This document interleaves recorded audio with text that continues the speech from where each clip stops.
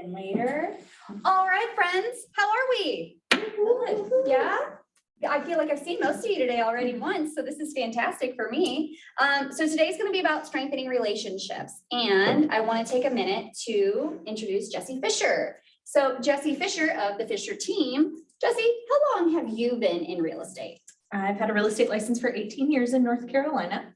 I just hit 1 year in Missouri back in February. So, and she also has her broker's license in both states.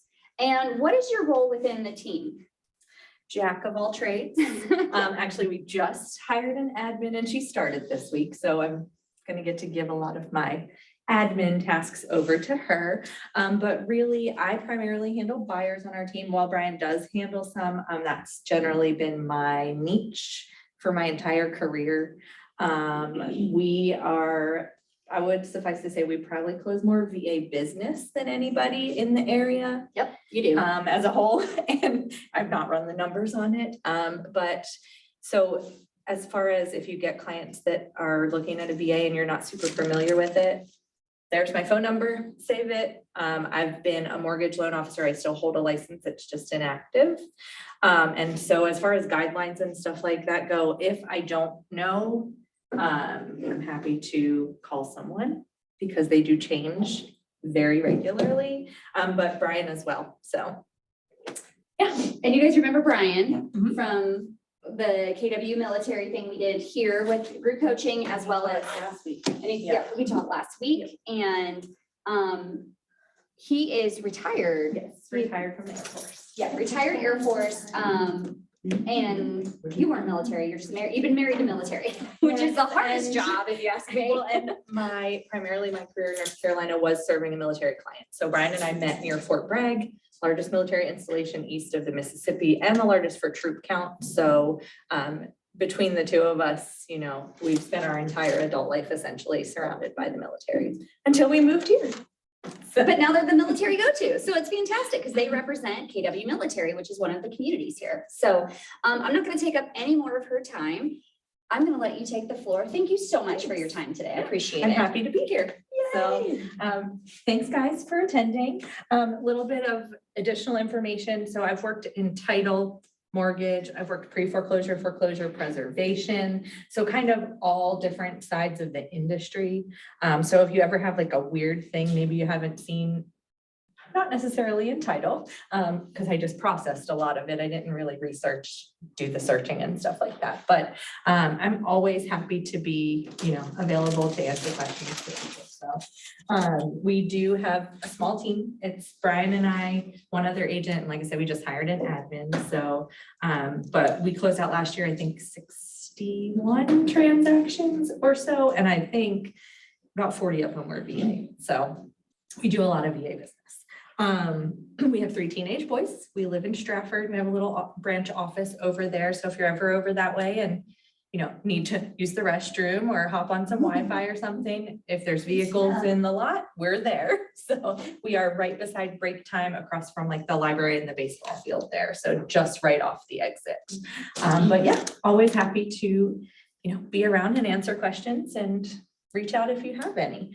I'm going to start. So yesterday you went through, that lead to contact conversion. Does anybody want to share with me the difference of a lead and a contact? Maybe. Well, lead is somebody that's potentially wanting to buy. Contact is when you actually connect with them, basically. Absolutely. So, a contact being someone that you have had a two-way exchange with, whether it be through text, email, or phone call. You've had some sort of conversation with them with some back and forth.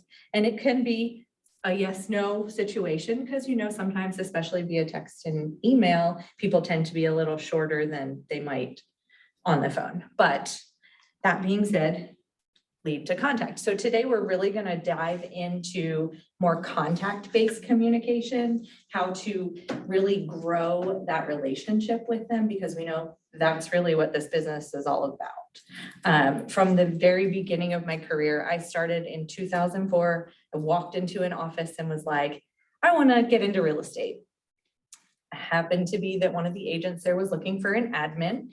And so I kind of got thrown to the wolves very quickly in something I had zero background in.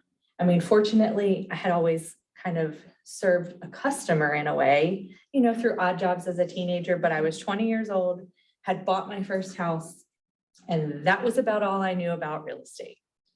And they didn't hesitate to just push me right into answering phones, engaging with clients. I mean, back then it was a very minimal tech. Texting wasn't really like super legit thing to do all the time. It was still a lot of talking on the phone and face to face. And so I really kind of got thrown to the wolves per se.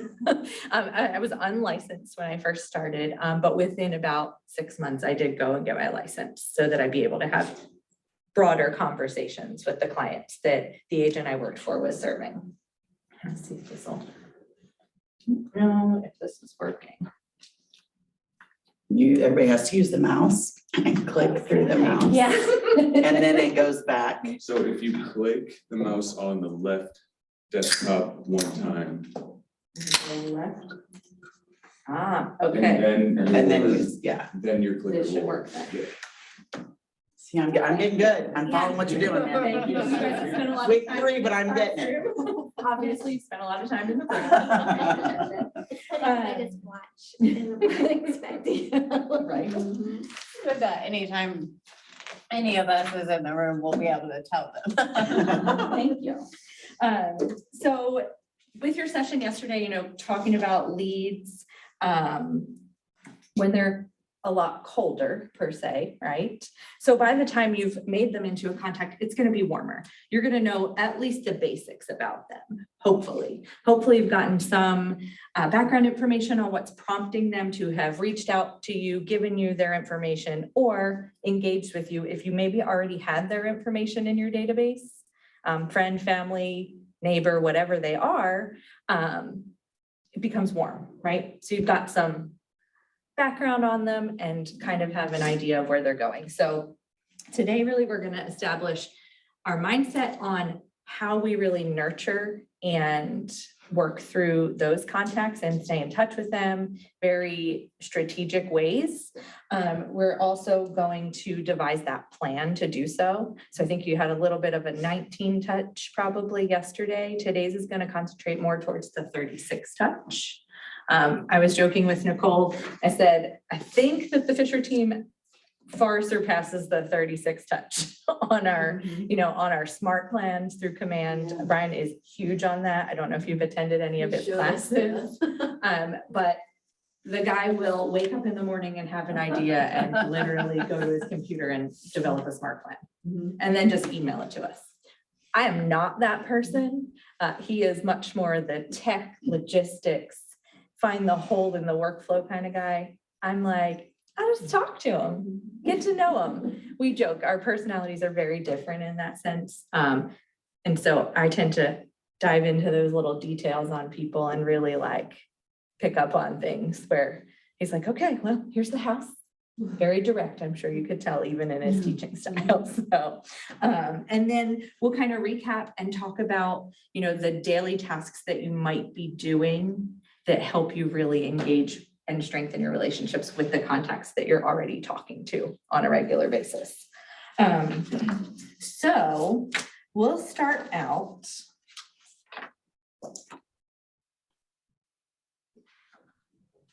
Maybe. There we go.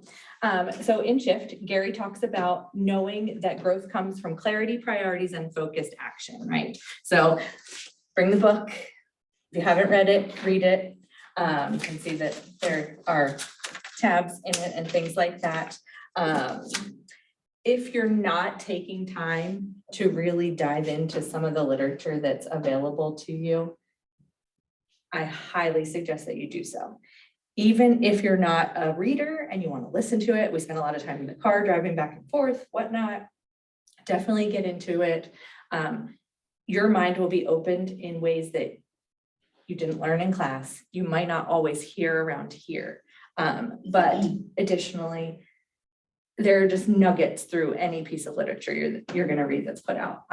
Definitely recommend the first time homebuyer book that is out there. We keep some of them at our office to kind of give to people during consults, especially when they're really nervous first time buyers. Having that little like gift that's a piece of information to take away with them can sometimes really calm their nerves quite a bit. So today, you will be able to, at the end of class, apply the principles to follow up with your lead to contact clients, create that 36 touch plan, and we'll have examples of such. I'll even give you some examples of ones that we use. And then design your MOFIR.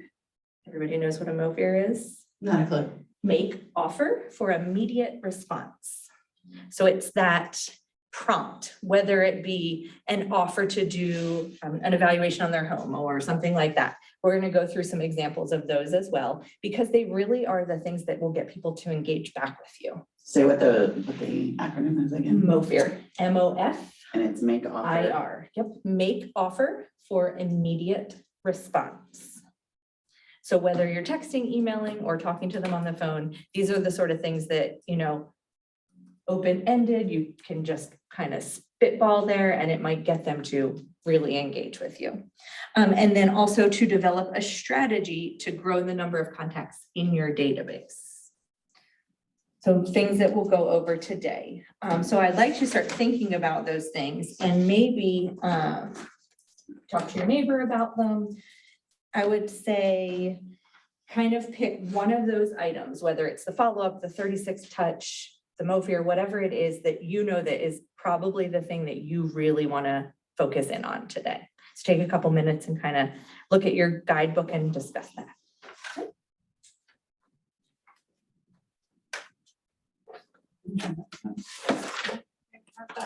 I don't think we have that. Do we have that? Maybe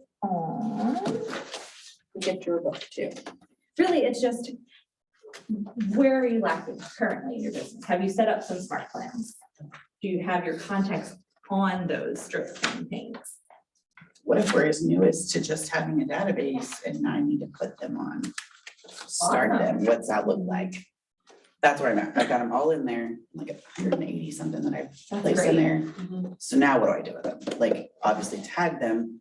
Yep. Tag them with what? How do you start a smart plan? What is, like, I get it, kind of. So But it's like the broadest spectrum of everybody's like, go start a smart plan. Okay, What? So the best suggestion I can give you for a very, very extremely basic smart plan is quarterly calls. okay, I'm doing that. So let's, okay, so Yeah. I'm, So taking your database, breaking it down into chunks, and then each chunk gets called each quarter. So you might take, you know, maybe your A through F. so you don't do all of yours in one quarter. So we've had to kind of evolve a little bit. So it was just Brian to start out Okay, by himself. I'm over here doing mortgages, doing my own thing. Just Brian, transaction coordinator that we contract. That was it. So there are, I think we're sitting at like just over 2,000 total contacts, but we're at like 1,500 that we actually have on smart plans, who get our emails, who haven't unsubscribed and, you know, been archived, whatever. But with that, they were all assigned to him, of course, primarily. So then I come in, add my sphere in, and I have them, and I think when I pull it up, it's like 90 some people. This New Jersey girl has lived her whole life on the East Coast. I mean, I have a minimal number of people that I know and engage with in the area. And so over time, we've gradually kind of shifted some of the leads or contacts that maybe Brian didn't have an active conversation with to myself and our other team members. So a little different, but at the very basic, he started out using the quarterly call plan. okay. And even if it's just a text message like, hey, how are you doing? How's everything going? If you know it's one of those ones that's quite a ways out, you know, just how you're nurturing them, just a phone call, just a text, whatever it is, at the very minimum, just some kind of touch plan. We also do pretty much every holiday an email smart plan. So like today, I had one come to, and of course, we're in our own database, so we can see. I had our happy first day of summer one come out. So just giving people some examples of things that they could do around their house in summer. So just to, whether it be more energy efficient or little projects, things like that. So Memorial Day, 4th of July, the holiday plans, it's really easy to go into designs and design a smart plan around one of those because they're there for us. I mean, we have all of those items right at our fingertips. So those would be the very basic that I would start with on a database. And then we do tag a lot. So we tag our contacts. We have a new contact tag when they first come in. Mhm. And they get set up on all of those holiday smart plans, the quarterly call plan, the things that are gonna automatically start touching them without us having to ever really actively engage at the moment, so. So as with anything in real estate, when you're starting out with something, it's always gonna start out with your mindset, right? Because if your mind's not right, your actions aren't gonna be correct. If you haven't sat down and visualized how you want your business to look, I highly suggest, sitting down with Shanna or Rachel or somebody and going through your goals and stuff like that, because it's gonna be what you set your mind to and focus on to push those actions through to accomplish it. So what mindset would you say you need to successfully adapt in your brain to nurture relationships with a client? Like, what would you say is the mindset that you need to have when you go in to first talk to someone? Yeah, forming the relationship in general. I think that we all complicate, like, my gosh, I have this new contact, what am I gonna do? When really, if it's just a matter of calling them and coming from a place of, hey, I'm here to help you. We joke at our office all the time on our team and say that none of us have ever sold a house to someone or sold a house that someone owned that didn't want to do that generally. I mean, of course, you're gonna have those situations where maybe it's a divorce or, probate or whatever it might be, that maybe it's not like the most happy transaction, but I've never twisted someone's arm behind their back and said, you're gonna buy this house. They're engaging with you for some reason, whether they put in their info just as a looky-loo, they hit your database and they were just happening to click around the internet, they're not really serious, but they're still thinking about real estate if they did. And so it's a matter of discerning why were they thinking about it, and then determining what course of action for you will be for follow-up. So, they say people are going to work with the agent that they, in their perception of you, they know, like, and trust. They're going to choose the person that is within the closest emotional proximity to them when they're ready to do that business. So our focus should always be being top of mind, being the first agent that they think of when it's time to buy or sell a house, right? And so by having those nurtures and having those smart plans that touch them regularly, and they're seeing your face, the hope is that by doing that, you'll be top of mind when it comes that time. I would say they really look for someone that they're going to connect with, and connection can be super simple, right? I mean, how many times have you, raise your hand, scrolled through Facebook and it's somebody that's just an acquaintance, but you see a post and it's just, you immediately are like, they're my kind of people. Like, I do it all the time. We all do, because human nature is to connect. No matter what the topic or the level is, that's just what we do, right? We're a social being, we're a relationship being. And so building a connection over that time using your touch plans and things like that, again, keeping yourself top of mind.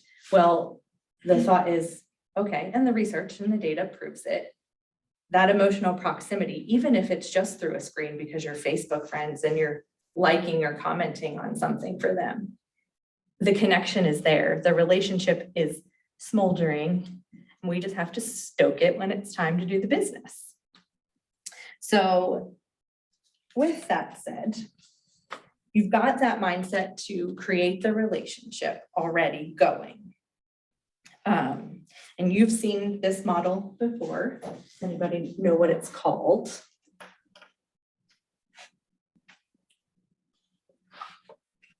Did you learn the term yesterday? Maybe. I think. Lead generation and database model. So yesterday you worked on the tools that convert the lead from a lead to a contact. And so I'm going to skip forward a little bit. We kind of covered some of this. So once they've converted to a contact, you've followed up on what you've done yesterday. You know, with a lead, you've got the very basics. Whatever your input form is, or whatever, you know, area they came from, whether you ran a Facebook ad on a listing or whatnot, you're generally getting the very basics, right? Name, telephone number, email address. Once you've converted them to a contact, you've got more information on them. If you talk to them on the phone because they're looking to sell a house, well, I hope you got the address, right? At the least, maybe you've discovered their motivation factor for why they contacted you, why they put their information in on that lead capture. You're going to have some little nuggets. We really concentrate on listening in this business. Listening to what the person is saying, you know, asking those open-ended questions that are not just yes or no.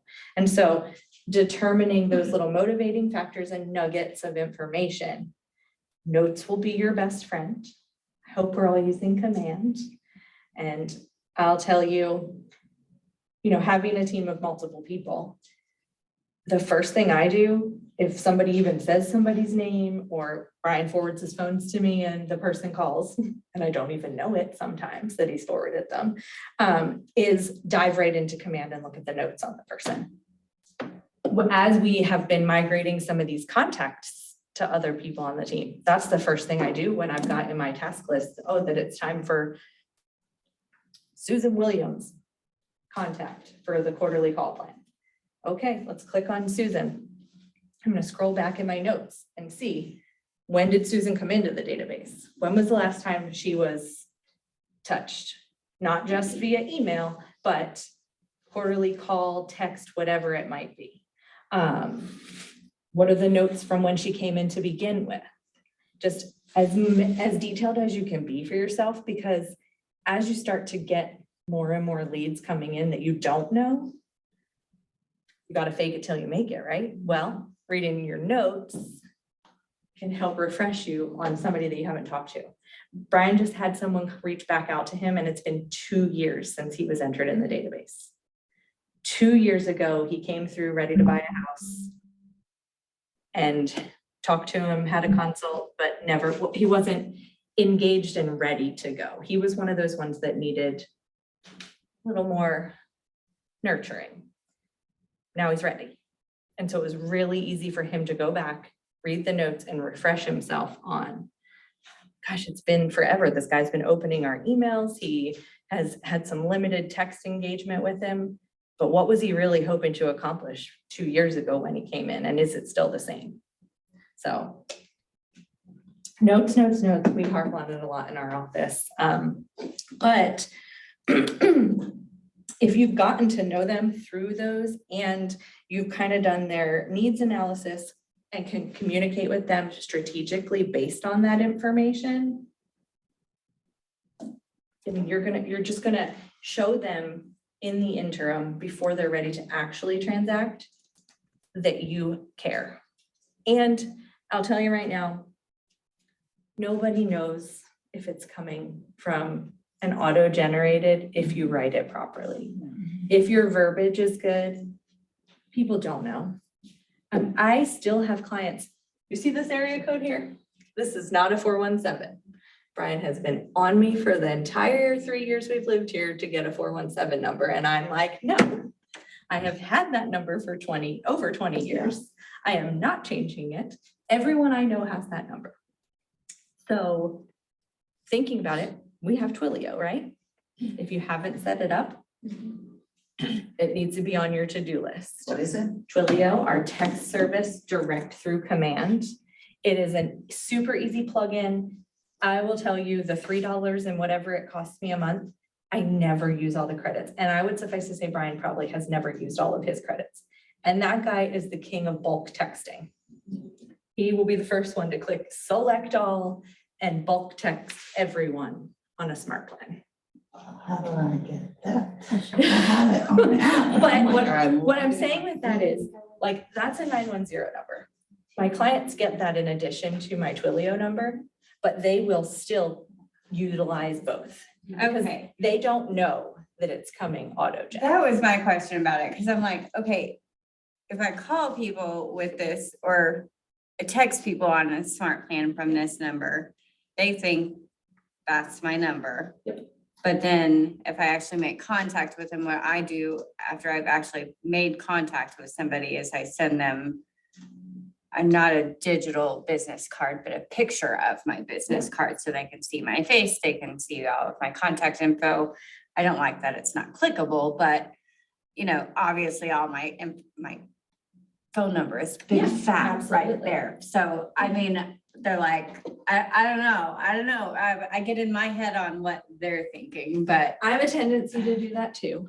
However, in the last few months, as I've really concentrated on utilizing Twilio, yeah, you can't call out from it. But I just tell people, and I have it on my email signature, I'm adding it to my next round of business cards with my Twilio number. And I tell them to save both of those numbers under me. And I'd have to check, but I think my contact card that our former admin created for us, that's like a QR code, has it also. Because they don't know. And it will come through when they call that Twilio number, it will, when you answer the phone, it'll look like the contact, if you've saved them, is calling you, but you'll hear a beep and it'll say, command is forwarding from your Twilio number. okay. I had that happen the other day. Yep. And then nobody was there.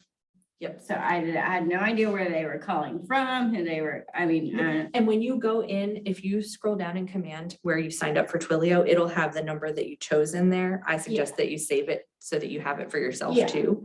But yeah, I have clients still that use both. And they don't know. They just hit my contact and whatever they've saved in there is just their default, whatever, but. And the same goes with like smart plan emails. You can draft them in such a way that when the folks get them, they're responding to you as if you hand typed up that email. Like we utilize command, and I'm sure when he showed you all this, like we utilize it to the full extent. We use the checklists in there. We've built out checklists for every stage of a transaction as it rolls through. And we're not reinventing the wheel. This is all technology that's just available to us for being KW agents. You can YouTube or go to answers through command and find anything you need to accomplish in video format or in very detailed broken out instructions on how to do it. I mean, I've been with other brokerages and this technology being just available to us, like I said, for just being a KW agent is amazing and what it can do. And I'm not even the tech person. Like I'm the one that's like, I can't figure out how to do this. And I mean, I could go figure it out, but if I just freak out, you know, Brian will just come do it for me. So, and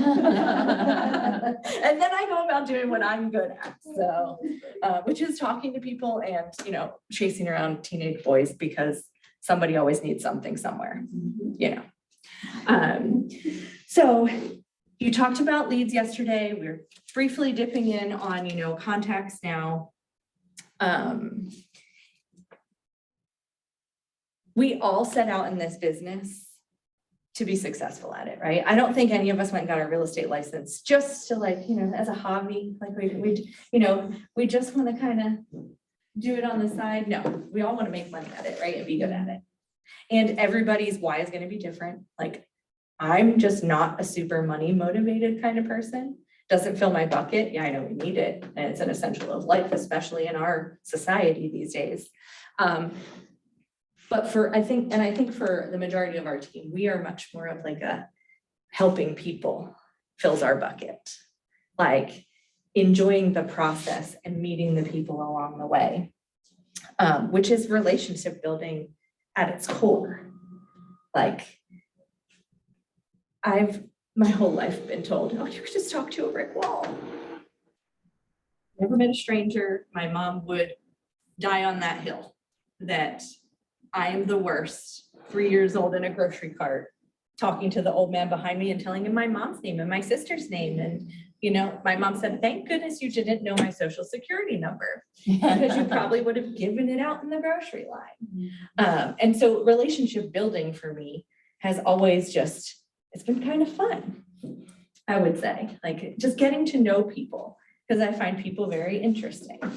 And so when you go into it, like I said earlier, with a helper mindset, you know, people need a house, they need somewhere to live, or they need an investment.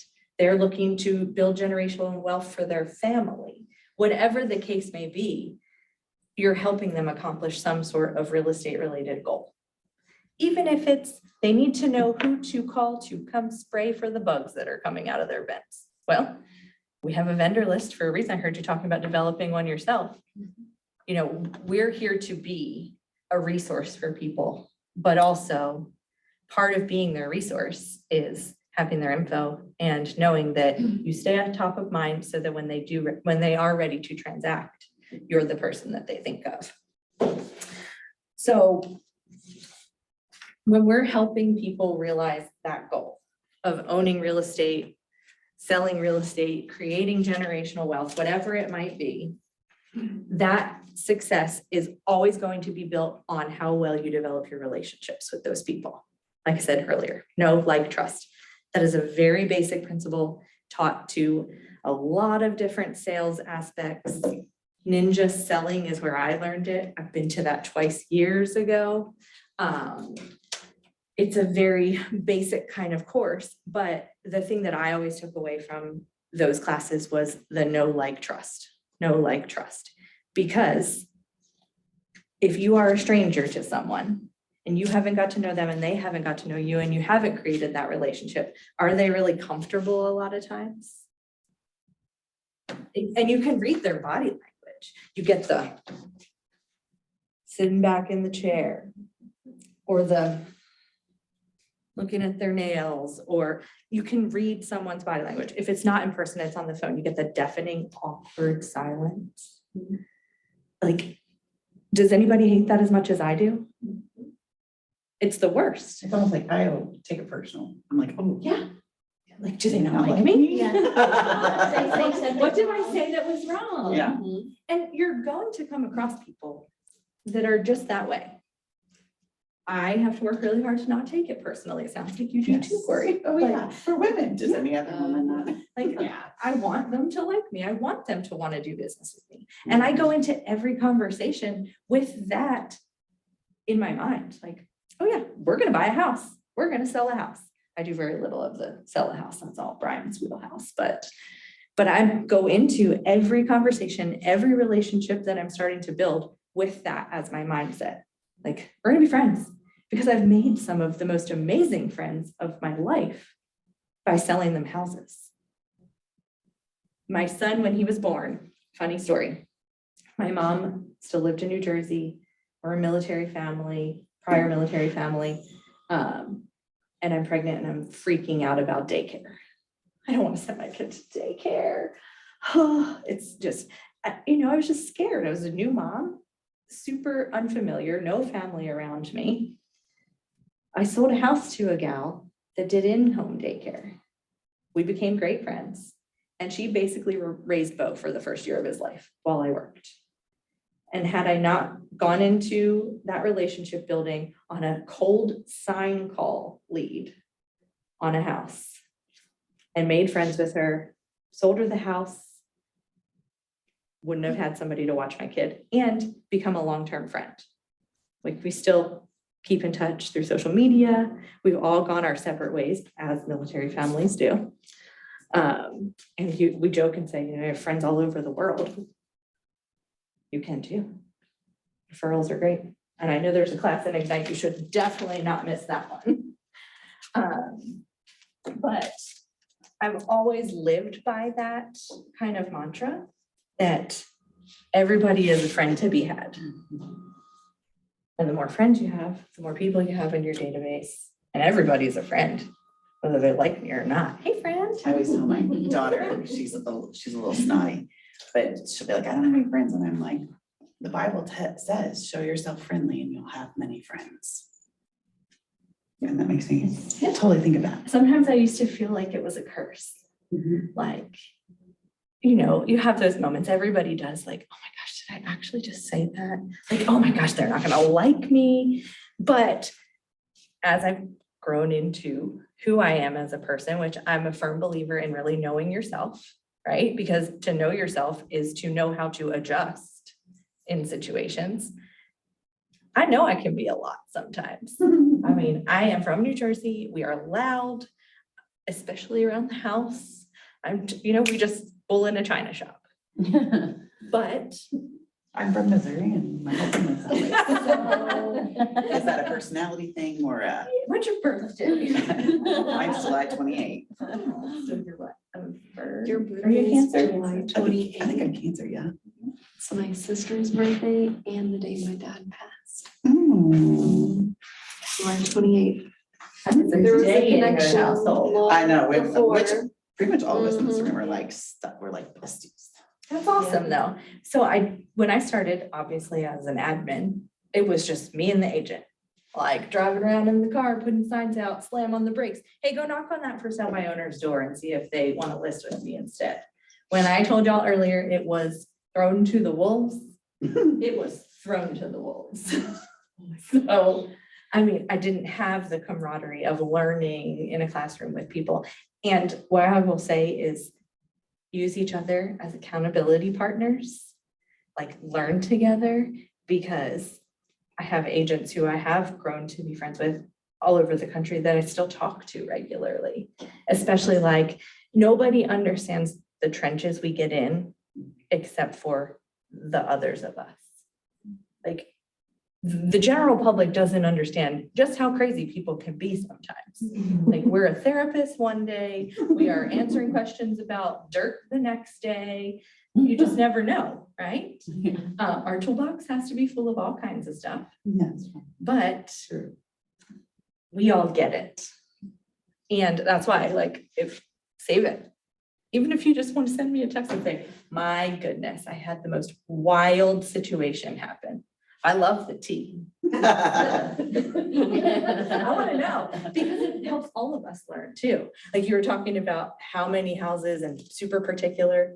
My record is 48 houses to one client. Oh, wow. And this was pre-COVID, 2015. 48 houses. Retirement home though. She does not ever plan to sell it. And I imagine to this day, she probably hasn't. That's the way this one is too. He plans on living and dying in this house, so. Yeah. And so I knew when she told me that in the beginning, we were in it for the long haul. This had to be the one. And we looked at 48 and I think it was like 45 or 46 that she actually chose. So, I mean, sometimes these people are gonna be in your database for a long time before they transact. And yes, we were actively showing, but I knew it was gonna be a longer one, so. And I can feel you there. With particular. But I said, yes, it was a little weird yesterday. I'm like, I'm not gonna talk to you as much Yeah. anymore. She and I are Facebook friends, so I will see sometimes like if she's had a really fun round of golf. So I served the latter part of my time in North Carolina was, I don't know if you're familiar with North Carolina at all, Pinehurst Golf. It's a huge golf community, retirement community. So a lot of people buying there with the intention that they're not Yes. moving again. Yeah. Because there were a lot of them retiring from other areas. She came from Virginia, had already had a house there, but was upgrading to her, no joke, last one. So, and she wasn't little, I think she was maybe like 60 when I sold it to her. She was still working, so, but she knew. In intern, I knew it's gonna be a hot minute. Yeah. So with, I'm gonna pivot for a second. So like this says here, today's conversation is tomorrow's transaction, right? Everyone you meet could be at some point in time needing to buy or sell a house. And so going into it with that same mindset, like we were saying earlier, never met a stranger, you just want to get to know someone so that at some point in time, you're at the top of mind for them when they are ready to transact.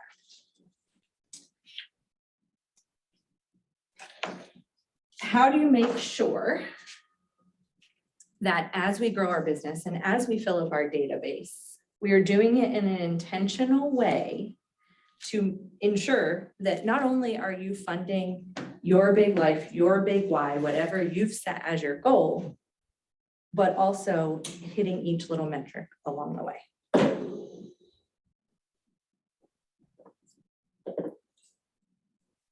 Ask that again. Ask that So again. how do you ensure that as you're filling up your database and you're conversating with people, that the conversations are of the intention that they're going to help you in the future? Like this says, conversation, transaction. Every conversation could be tomorrow's transaction, right? How do you ensure that it pushes that direction? Ooh, that's where I struggle. So why don't you fill me in? Yeah, I had. your touch plans, right? Okay. So conversate with somebody, you find a common ground, you exchange information. You become friends. Talk to each other, you've got that two-way exchange. You know, maybe you met them at yoga class. Maybe you met them at some sort of volunteer thing that you have going on. Maybe you sit on a board and it's one of your fellow board members, wherever they come from. So I think that's where I get like, so, I mean, I'm pretty relational, but like asking for somebody's number, like at church, like I have a ton of people at church that I interact with, but I don't have their number. I don't have their contact Don't information. have like a church Rolodex. Like there's not like a list of all the It's James congregation River, with the so. numbers. I'm sure the pastors all No, have that it, would be massive. I'm It'd be sure I like could 750 probably get pages it. long. But It would be a I go to the North Campus, so it's smaller, I love it, but like for people that I interact with on a daily basis, just be like, hey, can I have your contact information? I'm done. No, but if you hit it off with them, invite them to coffee. We love chatting while we're here at church. We should go grab coffee outside of here one day. Here, let me give you my number. Let's set it up. I mean, you want to do business with people you enjoy their relationship that you have going on, right? Yeah. And so if you already know that and you already talked to them, invite them to coffee. If it's your neighbors, say, hey, I like to have my neighbor's contact info so I can let you know, like, hey, I'm going out of town. Would you mind just keeping an eye on things? And I'll do the same for you. At least you got a phone number. With a phone number, they can go on a team quarterly call plan. And I personally don't always just pick up the phone and call those people. Sometimes I might be like, hey, I was thinking about you today. That's, people respond so good to a text Mhm. like that, like especially women, Yes. because nobody thinks, I think we kind of the ones that just, and men do too, but Yeah. I don't reach out to men, but Yeah. for us to just hear, hey, you were thinking of me, why me? And it's genuine. I mean, I do Yes, think about them totally. because they popped up on my list and I think, I wonder how Hannah's doing. Or how many people I've called and they're like, how did you know I needed to hear that today? Like Yeah. right at this moment. I'm like, okay, God. Again, it goes back to, we are social beings. The connection of another human, putting it out there. Hey, I thought about you today. It's always one of those like, oh, heartwarming kind of I keep saying, like, situations. all these classes are like teaching what I think we've, in America, I don't know what they teach us everywhere else, but we've lost what it means to have a relationship, to nurture a relationship. Very much. Because It is. we all have a relationship with We a do. piece of and technology. to go back to the basics of what it really means to nourish a relationship, like gives me chills because people are missing that connection. I think it's part of the depression. Like it can Oh, go 100%, I so agree with you. many, I mean, it's just, and so even if nothing else, like to be able to reconnect with people Yep. on that personal has been life-changing, Pick up the phone and call somebody who's elderly. So seriously. different. Mhm. It's a yeah. They are ecstatic, Yes. number one, usually to talk to someone. Because the people they generally get on the phone calling their landline are people who want their money, want them to sign up for something. They're telemarketers or maybe businesses that they already do business with, trying to upsell them, whatnot. That's generally what they get, right? I mean, my grandma probably gave her social security number and information out to, I can't even tell you how many people. It's a good thing she didn't have control of her bank account for a long time. Once she started to get a little, just forgetful about things. But you call them and they, even if they don't want to buy or sell a house, they're still just ecstatic to talk to you. And that's all of us. We all crave connection in some way, shape, or form. So. Yeah. I work in call centers and my partner does currently, and like, when you get the old lady on the phone, you're like, oh, this is gonna kill my call time. But It does. But- It's so true. But the me, deep down inside of me is like, I would talk to you all day because I'd rather talk to her for an hour than to talk to 50 people that are gonna cuss me out. We're not a call center, but we're always calling strangers. When I did mortgages, these were mortgage leads that the company had purchased. So they were inputting their information with the intention of making some sort of move, just like ours, for the most part, can be. I picked the phone up one time and called an older lady, and she proceeded to tell me about this boyfriend of hers overseas that she had been sending money to because he was gonna get here and they were gonna need to buy a house. Helper. I'm a Whoa. Enneagram 3 with a 2 wing, which is a helper wing. Yeah. And my brain went, oh my gosh, I have to keep this woman on the phone and get all the information I can to stop this. Yeah. I mean, Oh my goodness. because having a grandparent, having a mom, having people that I care about, clients, heck, tons of them. My brain went, red alert, oh my goodness. So I, being who I am, a little sleuthy, she kept talking about her daughter being a real estate agent and where they lived. And so I asked, oh, what's your daughter's name? I know agents all over the country. And I Googled her. And when the call ended, I not only told our team that scrubbed those sort of things to please put a note on the back end of the file so anybody who she spoke to would know, but I called the daughter too. I said, hey, I just want to let you know. And she was like, thank you so much. This has been a years long thing. Like $10,000+ sent to this man. She lived in an assisted living facility, which she had told me, and that she wanted to move out of it with the boyfriend, soon to be husband. But can you imagine, like, if some random other mortgage call center employee had gotten that lead and maybe wasn't not only trained to a degree with years of doing this, but also just cares.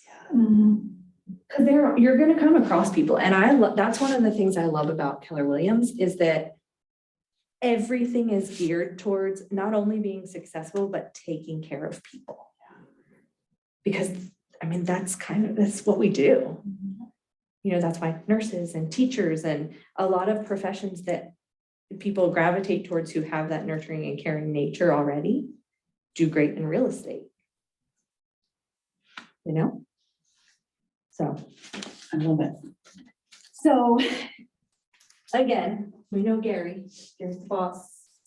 Gary says it, It's gold. I believe it. I mean, when Brian asked me what brokerage he should join, I said Keller Williams without skipping a beat. I had been at one in North Carolina. I knew what training was available. And not only that, but that everyone that operates this company, works within it, generally lives by all the things that we're talking about now. Helping others, do it in a positive way, serving others. I mean, our family God, business, however you put them in order, is there for a reason. So in Shift, Gary talks about once you meet a new contact, you're either gonna do business immediately with them or you're not, depending on where they are in the funnel, right? Because we know at the top of the funnel, those are all the cold ones that we have to work through nurturing them to the bottom of the funnel when it's time to transact. But no matter where they are in their funnel, you're gonna put them in your database and you're gonna keep in touch with them. I mean, that's how you grow a pipeline. That's how you have business in 3 years or 2 years. You never know when is gonna be the time for them. And so adding them to your database would be, do you know what the second C of the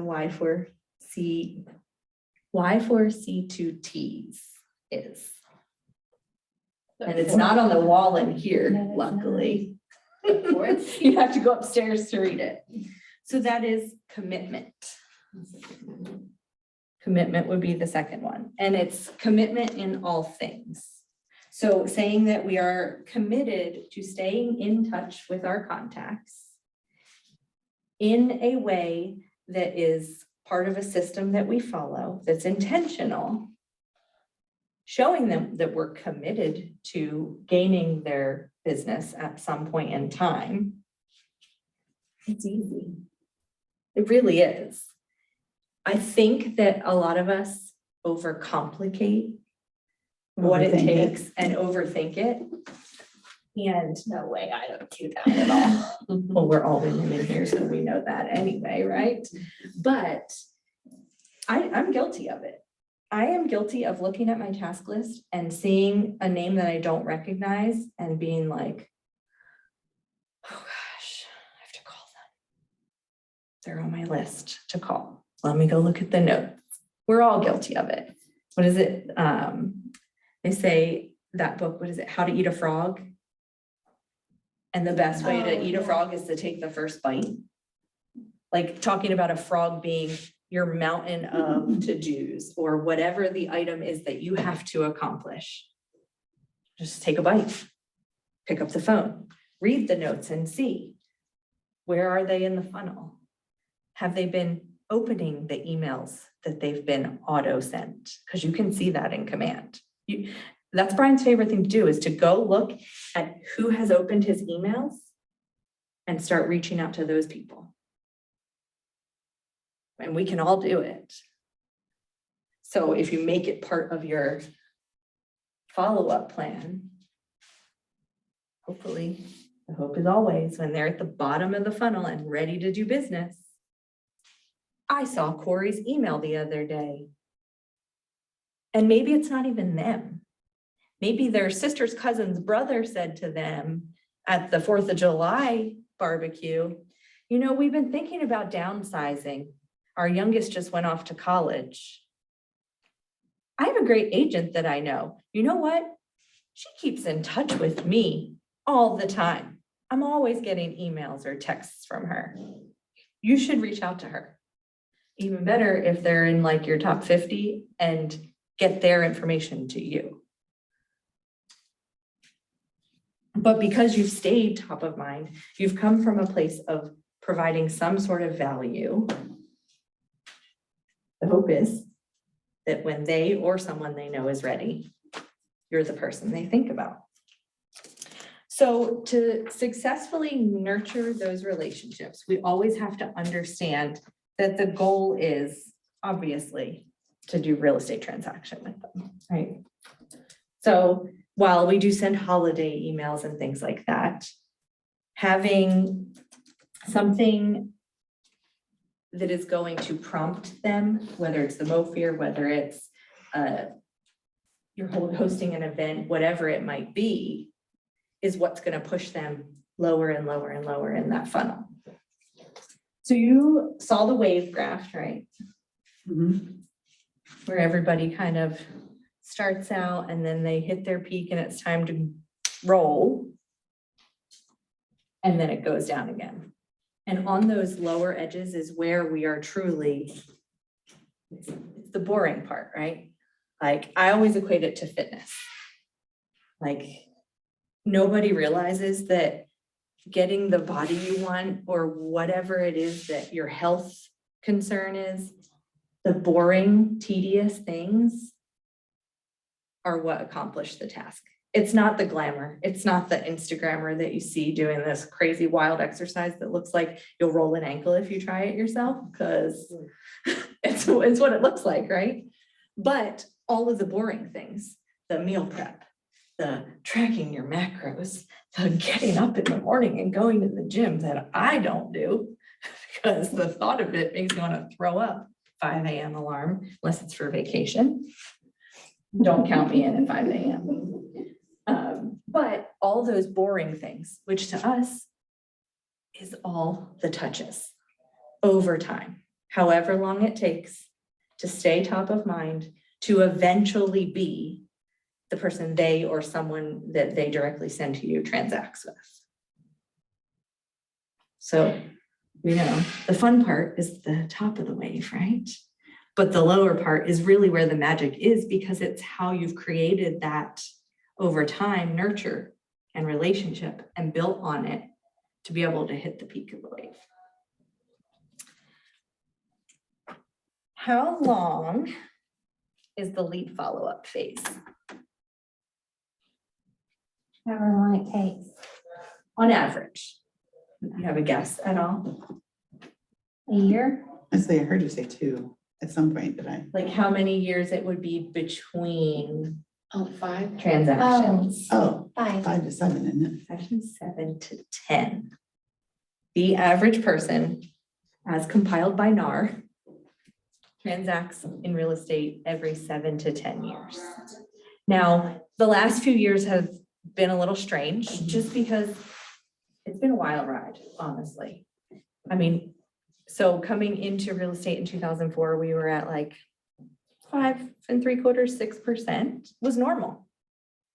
Now, house prices were lower, of course, especially here.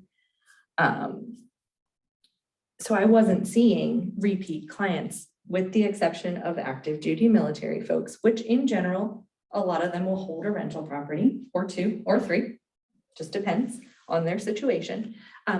But it was longer term. I mean, yes, in the last few years, it's been wild because people have seen such an appreciation, or they've heard on the news that their house they bought 20 years ago is now worth this much, or whatever the case may be.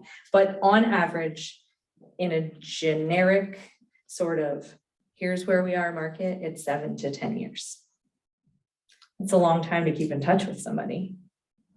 But you want to be the person that when it is time, they think of you automatically. Even if you're not here, you've moved on, but you have your license still. Referrals are a beautiful thing. I mean, or you know them from somewhere else. I would challenge you to not only include local people in your database, but if you've ever lived somewhere else or have friends that have moved away and you still keep in touch with them, referrals are a fantastic extra source of income that you do nothing for, but make a connection based on your relationship that you've already established. It's easy peasy, right? So as you're following up with your leads, they've converted to a contact. We're using different models, right? Based on where they are in the funnel. So you learned about the 19 touch. We're going to dive in a little bit more to the 36 touch today. If you had to guess, how many times do you think you've agreed to be in someone's database, whether it's a business professional, insurance agent, mortgage broker, across the board, you personally?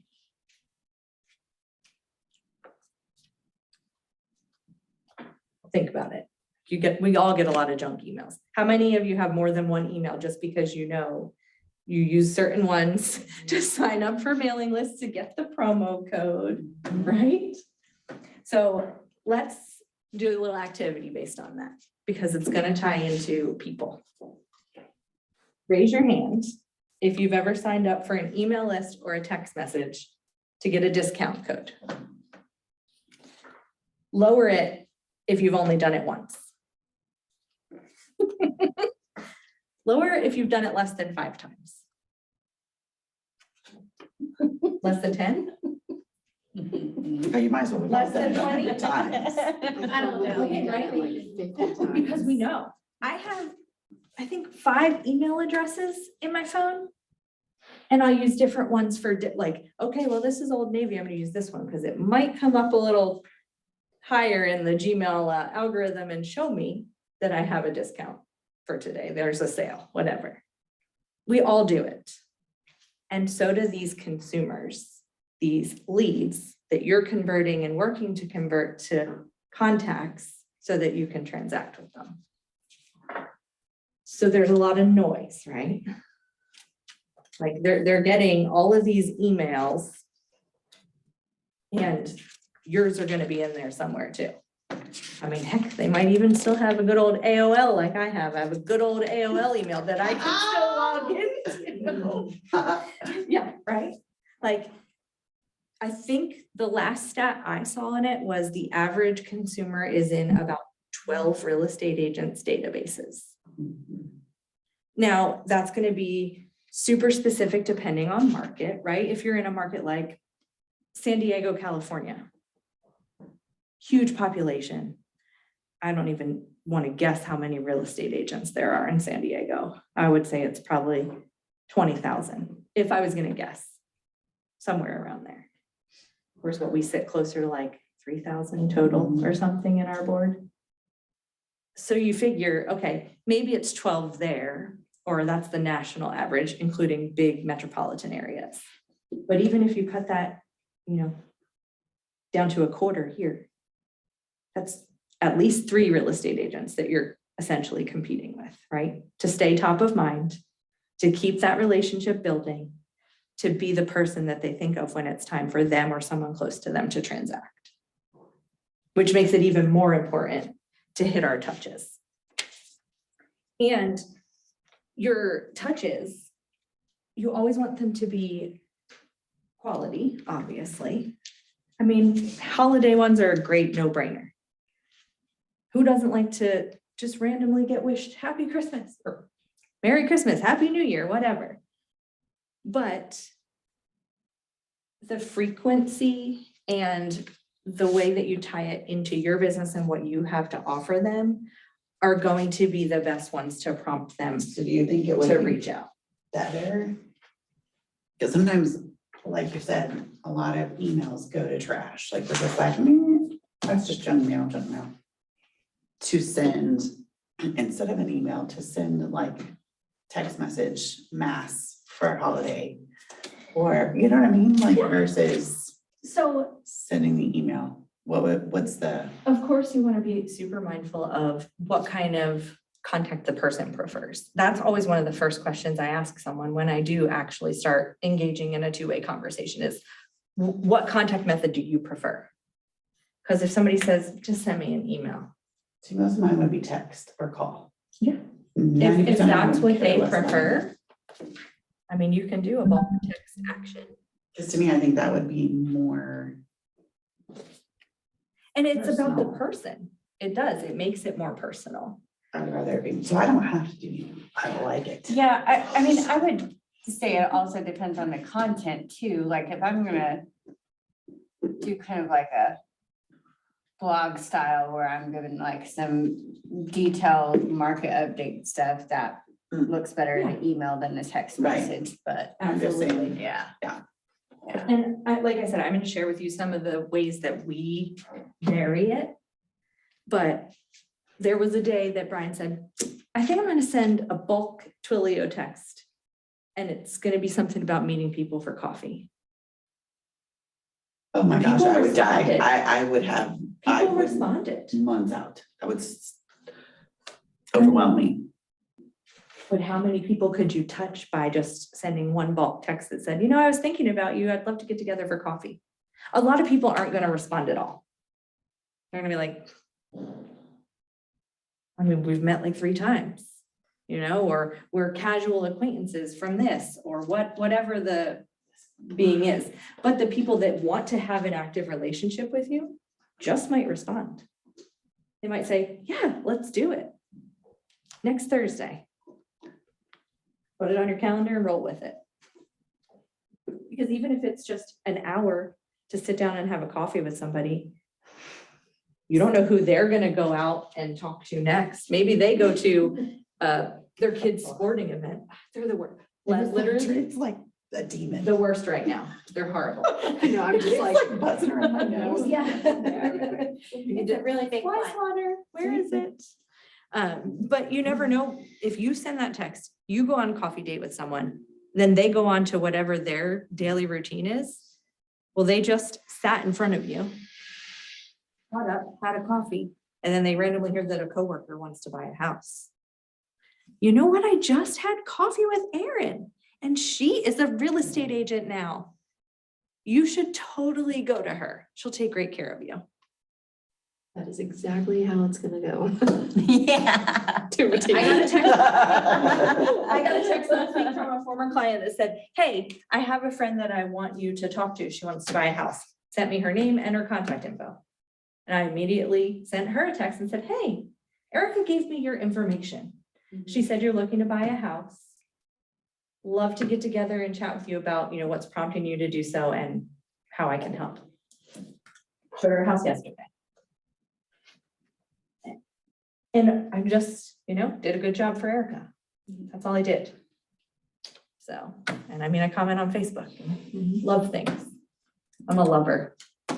When they, Harder. yes, when they Me gave the too. love button on Oh, Facebook, I love the man. crap I do out of too. it. I just- It could be like this. I'm like, if they only knew how many times I was pushing this love button. Oh, yeah. And the kids will be like, are you just scrolling Facebook? I'm like, no, I'm networking. Networking. Because I know, Intentional.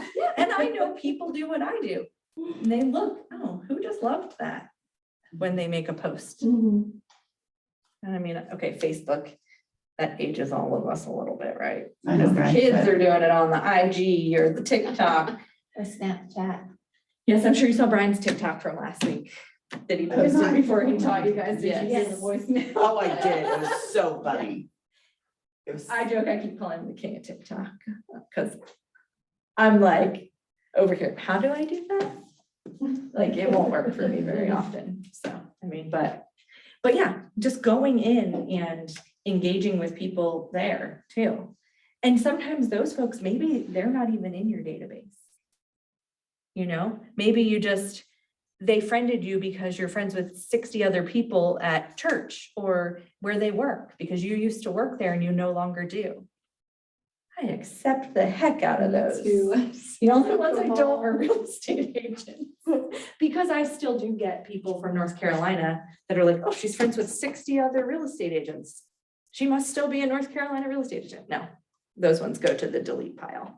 I have my referral partners there. I will continue to use them. I don't need to be friends with every home inspector that decides they want to be a home inspector in Fayetteville, North Carolina.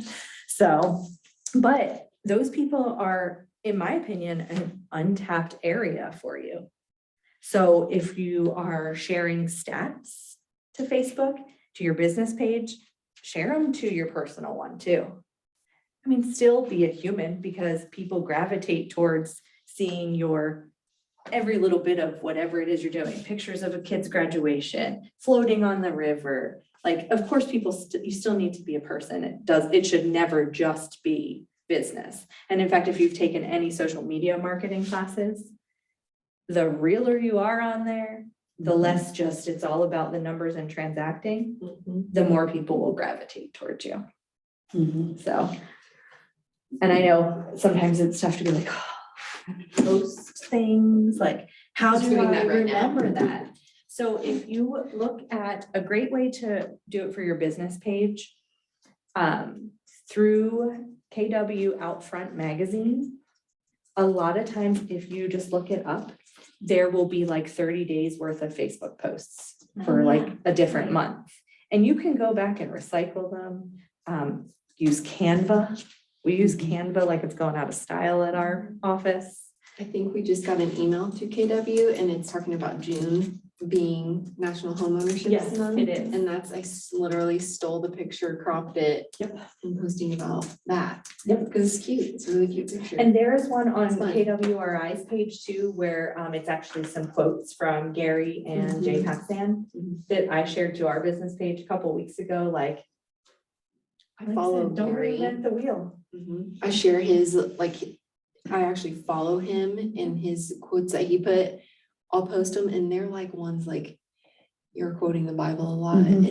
and just Okay. like MP that people just love, just like could apply to every day. So the difference, okay, so I have my Facebook business page and I have my Facebook. Mhm. And I I posted just- both. I just post on my Facebook, when I have my business so that they can't say, oh, blah, blah, you didn't. Is that bad? Can I just keep doing it that way or do I have to? So have you used Meta Business Suite at all yet? No, I have no clue what that is. So if you have a business page and you're not using that app, it's Business Suite. It's got a different, it's a Meta Facebook app. You can schedule your posts. And so for a long time, I was like trying to get at least a week or two at a time. Like I always post the stats that Mike puts out on Mondays. Mhm. Those always go on Mondays on ours. If I have testimonials from clients that have recently closed to share, I do testimonial Tuesday. I always try and hit holidays, like this morning's post, I didn't have to do anything, but on Sunday, I think I might have been sitting in the hot tub at the house and downloaded a graphic from Canva with our logo on it that said, hello, summer. And it posted automatically at 7 o'clock this morning. And I didn't have to do anything. So while obviously posting to your personal page makes it more personal, So it's called Meta what? Business Suite, it's like a. When you go to your business page, you should It have gives a you an meta. option. A Meta option? Yeah, it's the app, the little icon is just white and it almost looks like a sideways Oh, okay, peace yeah. sign. And you set it up and use it, Oh,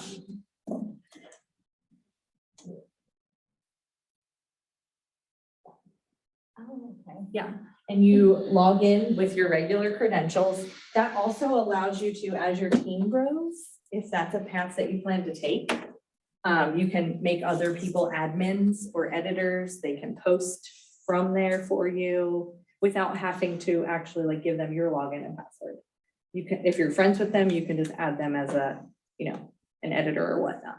I So, set up like a daily thing and I have to do like association with the days, kind of like you were saying, like coming from the admin side too, and like Mondays is motivation and Tuesdays is something, and I just have to like Wednesdays is words of wisdom, and I just have to associate it with it, like, I don't know. I like it. well, and it helps you to make it more auto-generated.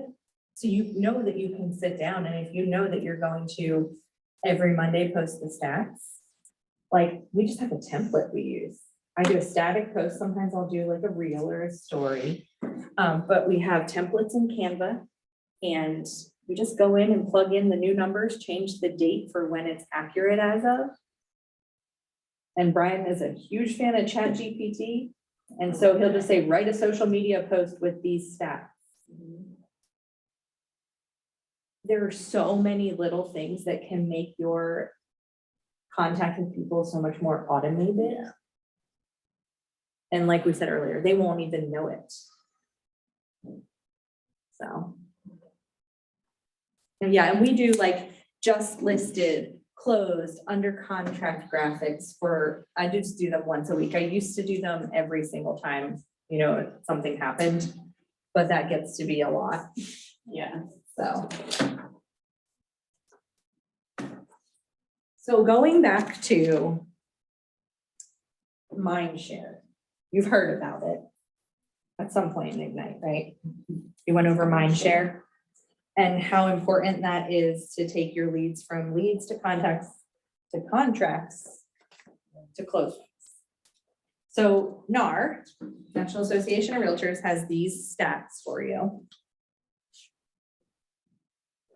74 to 75% of all buyers and sellers spoke with just one agent when choosing for someone to represent them. Only 15% of those consumers chose to consider more than one. So again, if you are consistently staying in touch with these people, and we know that the stats say that they choose the first person they talk to just about, and you're the one that keeps calling them once a quarter or sending them a card. Say they're just your Facebook friend, but you have their address or you know how to look it up. Because we all know how to do that too, right? We can get in there to the assessor's office and find somebody's address if we need to. But you're the person that sent them a birthday card. Who do you think they're gonna choose if they decide that they're gonna buy a house? If you've been the one systematically keeping in touch with them, growing your relationship, offering things of value over time. 74 to 75% choose one person. You could be the one. How I see it, it's worth the shot, right? So if you're staying top of mind and you know that you need to, with buyers and sellers, and then they think of you, that's that definition of mind share. That's your share of their mind, is how I read it. That's how I equate it. So one example of that I'm going to give you. I sold a house to a couple in 2012 and it was a nightmare. Nightmare of a transaction. They were moving to North Carolina from Australia. He was a major in the Army and had been at an embassy job. So buying a house sight unseen, which super common in the military, like really embarrassingly common because you oftentimes can't folks can't afford to if they're halfway across the world. Could you imagine the flight to send one of he or his spouse from Australia just to look at houses? Like, and I mean, you're on a limited income as it is, right? So get ready to close. We're like a week out using USAA mortgage.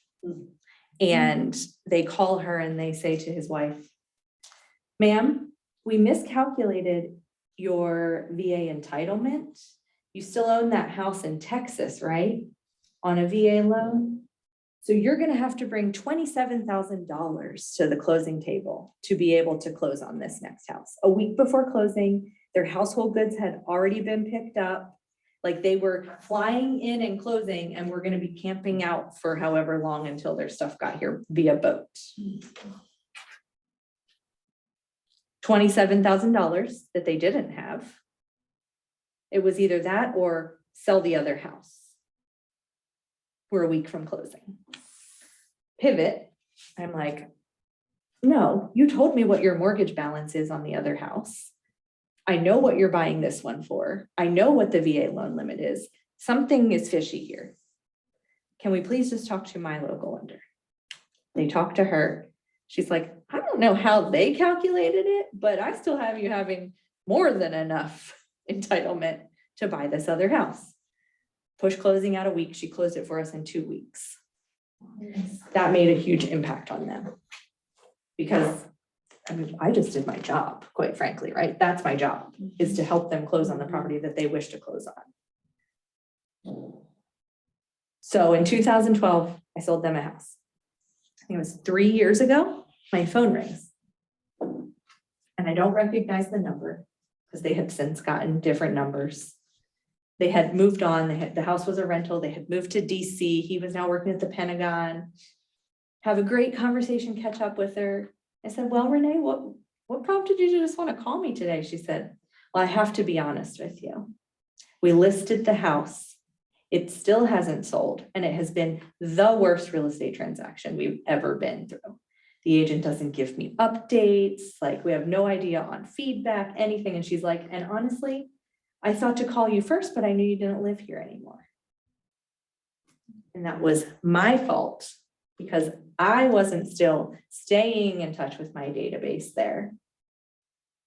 So they had had an unnecessarily unpleasant listing period, but she called me and said, it ends this week.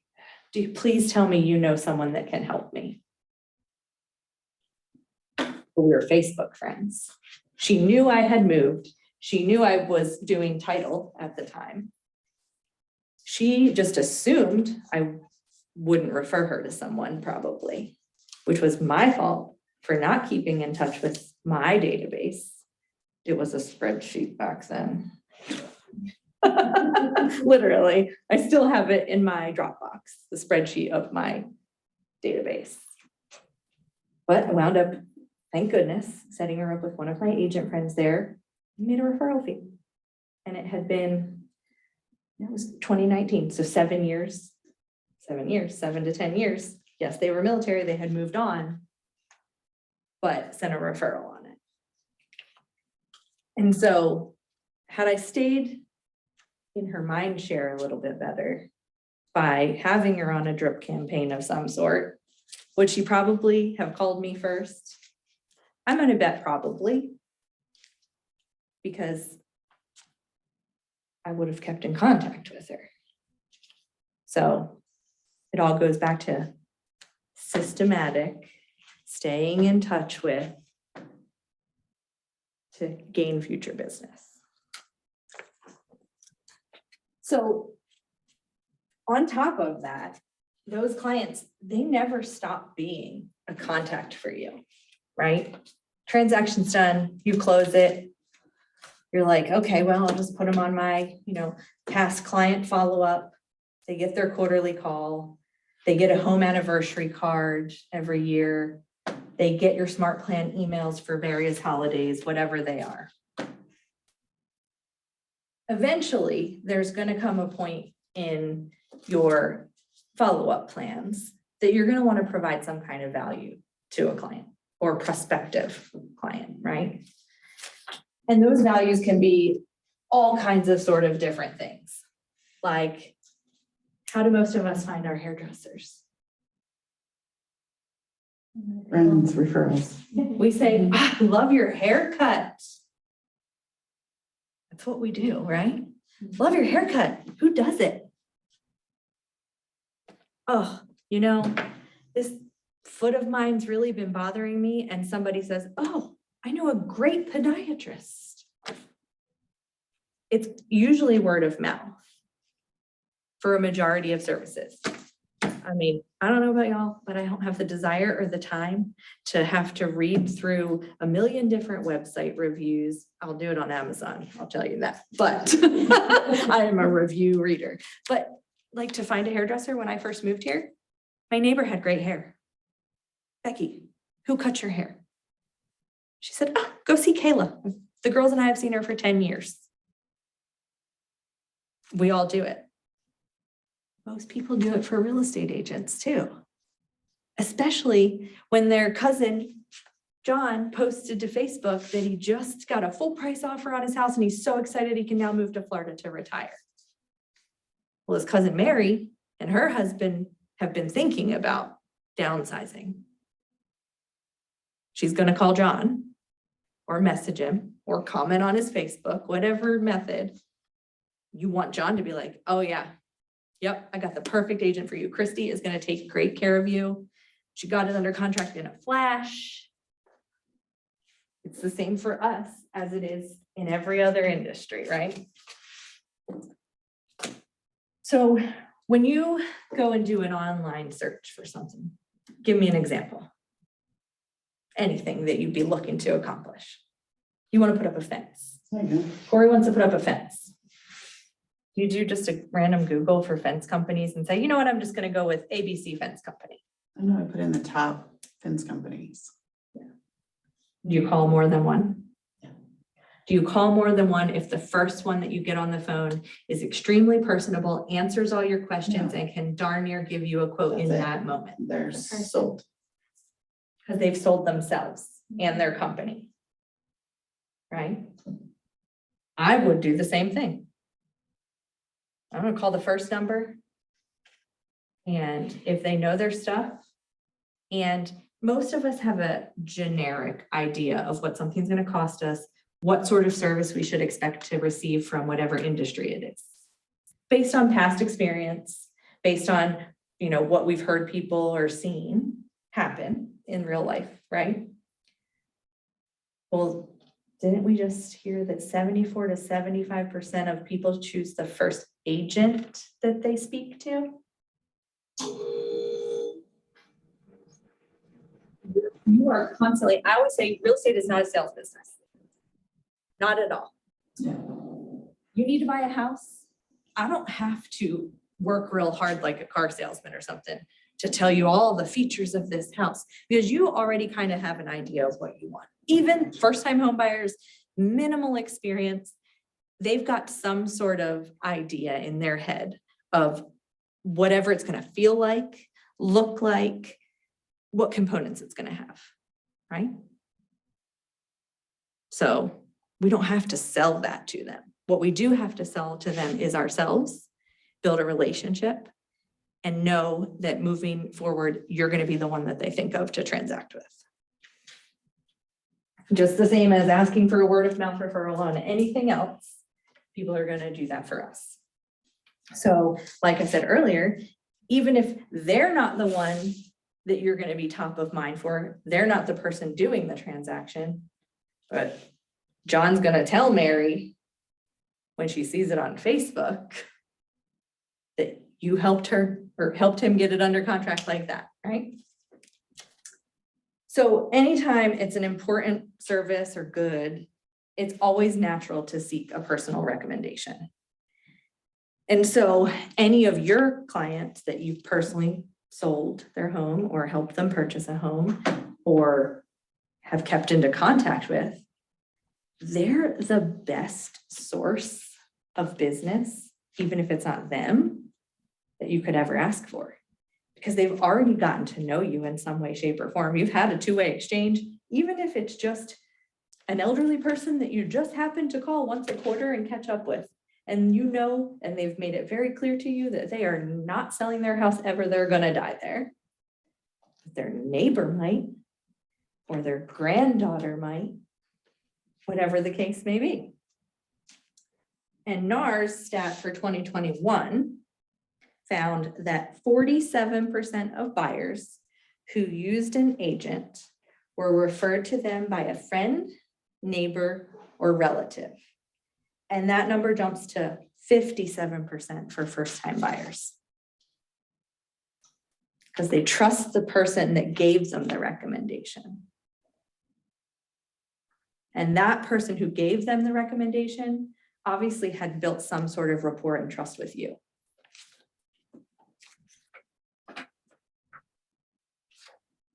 So I want to take a little break and kind of talk about ahas. Anybody want to share an aha they've had so far? I like what you said about today's conversation is tomorrow's transaction. It's life. Whether it's, like I said, whether it's they transact with you directly or you send them as a referral. That's one thing, and we don't talk about it a ton, because maybe we're not as much of a transient kind of community as some might be. Like, how many people live and work in this town and never leave? My father-in-law worked at 3M for 35 years. Like, it's not a super transient kind of community here. Yes, it is. We are getting a lot more people coming in, which, you know, those are, unless you're from one of those places they're moving from, a little more difficult to kind of grasp. Those tend to be a little more internet lead or come to you from a lender they've reached out to, or broker to broker referrals. And so be the person's not only local agent of choice, but we're international, baby. You could send a referral to Greece, to Belize. And how many people retire and move out of the country at this point in time? Like, when they say big life, I think Gary 100%, there's no limit here. There's none to what he can think or dream. And I think that To me, that's one of the most amazing things that we have at our fingertips here. It can be as big and crazy as you want it to be. Your life, your business, whatever it is. I like that one though. Today's conversation, tomorrow's transaction. Anybody else have a good aha? I think everything you said is just, Mm-hmm. it's so good. It's so being detailed, personally detailed towards people. And it's just making your mindset more about the relationship than the business. The business will come when the relationship is right. It all goes back to that golden rule. Yeah. Treat people how you want to be treated. If you walk into a business and they ignore your existence, you're gonna do business with them. Right. So if somebody puts their name, telephone number, and email address into a lead capture form that you've put out there, and you don't reach out to them at all, are they ever gonna do business with you? No. I think there's a high probability of that. Even if it's auto-generated, because you can set that up. As soon as their information hits, they automatically get a text or an email because they've agreed to it when they've checked that little box. It's good. They don't know. They don't know that it's your Twilio number that's just sending them a text and saying, hey, how can I help you on your home buying journey? If your business Facebook page, another thing in Business Suite, you can set up auto responses.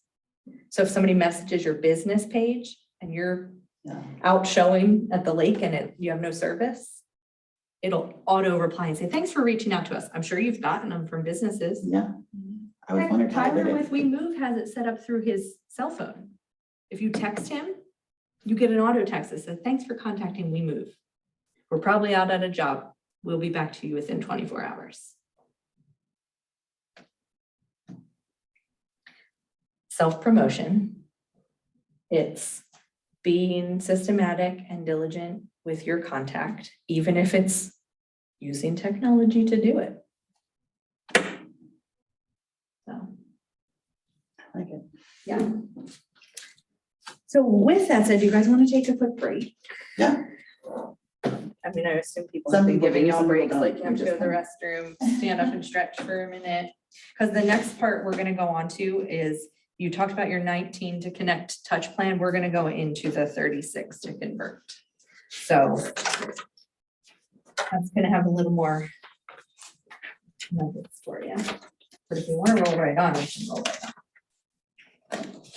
I always like when the instructor comes in and says, I don't take breaks. We're all adults. You gotta get up and make a call or use the restroom. I had to deal with my children earlier, so that's why I was like, I'm gonna come on. We are in our, I we are said, in if I have our to walk one. out of this and he was totally joking and I'm like, don't do that. How old are your kids? My oldest is 24, 22, 19, 16 and 14. So, We have 1 month child free right now. So we're blended family. okay. We have all three of the boys full-time, but my son is in North Carolina at the coast visiting his dad. Brian's boys are in Texas visiting their moms, so. I had a blended One family, had two good men Great. together.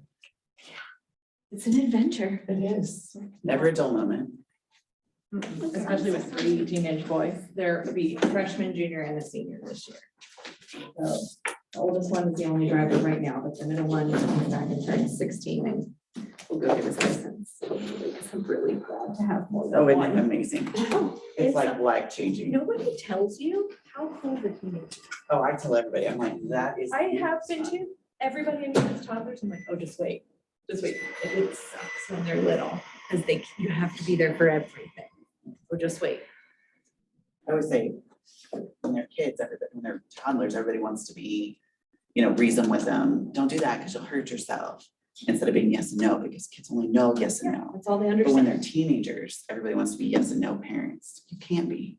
That's when you start reasoning with them and you start relationships with them. Oh, it's glorious. Oh, my first adult child is driving. No, my me nuts. 19-year-old's like I- sending I'm me over the the type- edge. I mean, like, less than a month ago, I was like bragging about him to everybody, like he's doing this and that, and then all of a sudden he's got 15 roommates, and I'm like, Where did the kids go from a month ago?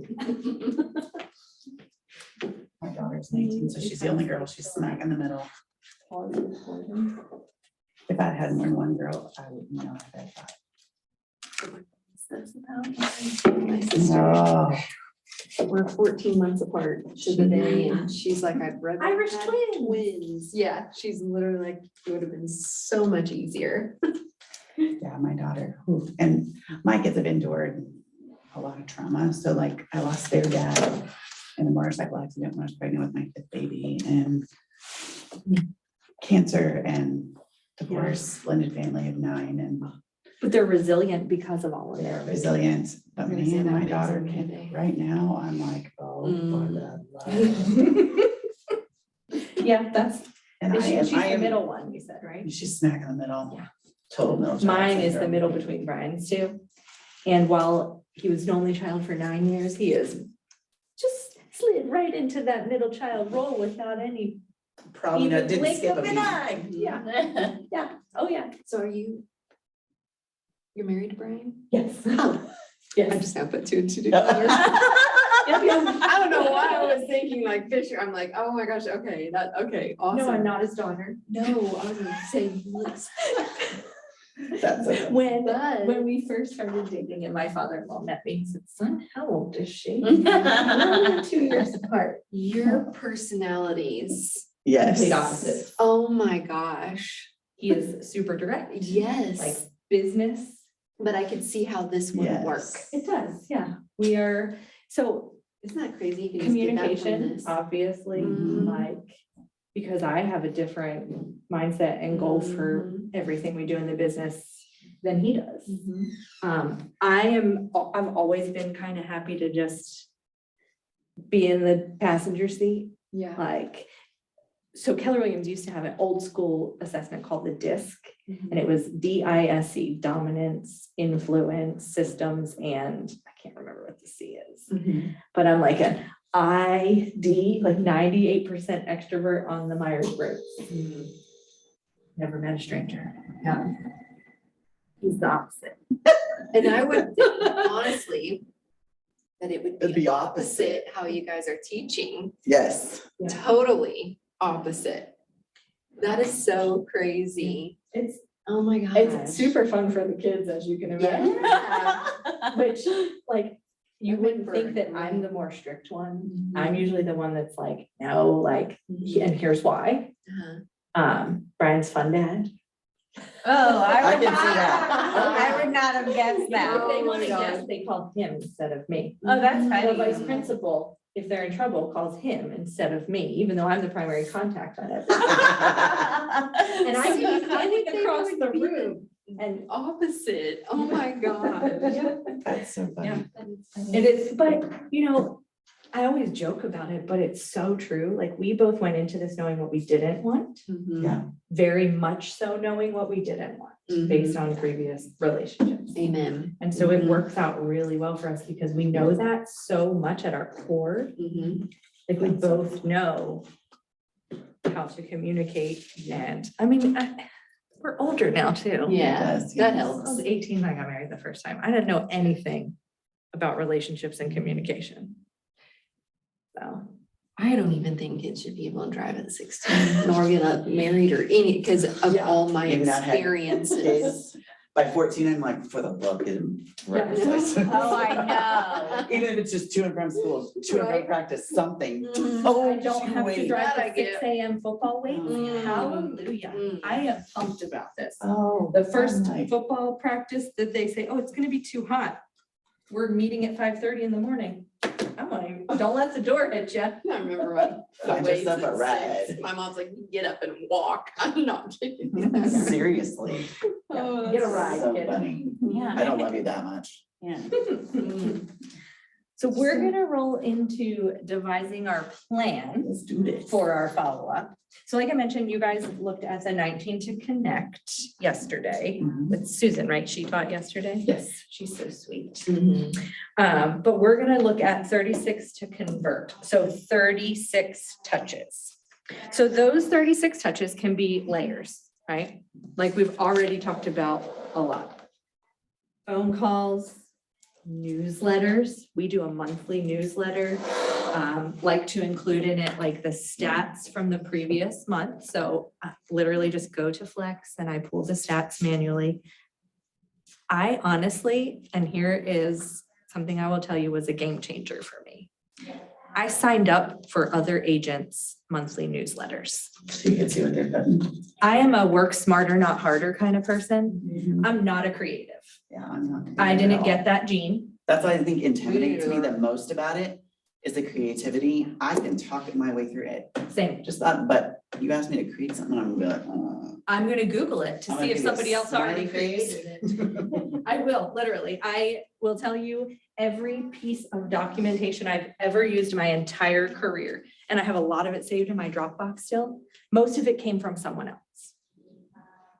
Cause I say it all They the time. taught us plagiarism was bad. Right? It is good. It's fine. It's about reinventing the wheel, right? Like, Yeah. somebody's already done it, chances are. If you can find it and make it your own, like, I don't rip off whatever they use. And Right. everybody's business is gonna be a little Right. different, and so you're gonna do things a little differently. It's the gist of what they put out. Yes, exactly. And so, like, I just signed up for a couple people's newsletters, saw what they were sending to their clients. I perceived them to be successful agents. And so I said, you know what? I like this, I don't like this. I'm gonna incorporate this in mine. That's too fluffy, or that's not my style, that's not who we are, who we present ourselves as a team. And so change it up and do something different in that spot. And now we have an admin who can do that because she is creative. Literally, no creativity. Totally get it. The most creative thing I could do is design like workout plans, but that's because I've done it for years. Stealing creative. Like, my Yes. creative is stealing think of something and sew it. Well, no, she bought me a sewing machine and it sat collected dust for years. I think she always hoped that I would be a little more creative. No, that's It didn't too much. happen, so that's, Gives me anxiety. yep. Seriously. Events. Ooh, we did Santa photos at our office in December. The only people that showed up, a few randos from the community that we didn't know, like that. So we do the Stratford Angel Tree, where we have people nominate families, and then we hosted it in our office this year. Last year we did it, or 2 years ago, we did it at the Fat Cat Pizza. Now that we have a location. So people come in, pick their tag, bring back the gifts. So I put it out through that, but we had majority of our Santa photos were friends, family, neighbors, and past clients. Wow. They showed up. We hired a Santa. We bought a backdrop. Our former admin, he had a really nice camera and he had it all set up to like auto edit them. And then we had the people fill out a little card with their name and their email address. That's it. They got entered to our database. Importantly. But they got entered to our database and now they get all the communication. So where did you post it at? Did you not do that Shared on it there? everywhere. We shared it on social media. We're Stratford, obviously. We put it in all the Stratford Facebook groups. We invited Okay, everyone. so you didn't send it to the 1,500 people in the. Yeah. In my Oh, database, okay. absolutely. Oh, They all got it too. what would you have done if all 1,500 people showed up? Been there all day. Santa Steve would have been tired. Would have been real tired. It was a legit Santa too, like real beard. I mean, That's awesome. I've seen that done at a past brokerage, but like they limited who they sent it to. So the market that center it did a wouldn't- Santa photos and they made people register for it. We're a little more like, let's just throw it out there and see what happens. And we'll figure it out along the way. I mean, you can generally judge by, people will start asking questions. So if you post it to Facebook, they'll ask questions. They'll start like emailing back or something saying, oh, I can't find, or text you, I can't find the email that you sent. What time is the Santa photos? Oh, okay. And then we personally reached out to some people and just said, hey, just wanted to make, like, people we knew we wanted to see specifically because they've sent us personal referrals before.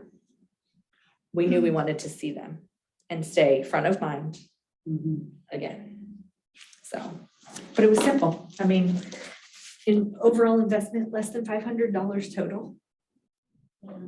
got to see a bunch of people and connect with people that we might not see. So, you know, with our boys being teenagers, our like specific clients that have a lot of younger kids, we're not really gonna see them very often, you know, we're at different phases of life. And you're gonna find that from clients a lot. So finding ways like that, that I knew that a lot of the younger clients with younger kids would show up for sure.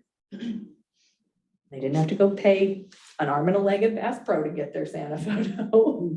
It costs like $50 or something, doesn't it? If you want to buy the It's picture crazy. from them. So, and Santa Steve, he was legit. We also did the first, so our office is literally across the street from the baseball field there. Like when you drive down 44 and look at Stratford, you know, you can see the football field and everything. There's the break time gas station. We are right next door to it, little white building. Good to know. Yep, super convenient. So we did a pre-game like tailgate before the first home football game last year. Got Brian volunteers some for the Chamber of Commerce. So we got Chip, who has the Auto Care Center, Terry Fraking, who has insurance to help us with it. So we didn't have to foot the whole bill. And we just had hot dogs and sodas and bags of chips. I went to Sam's Club and got all of it. Again, less than $500 total. Yeah. With their input helped even more.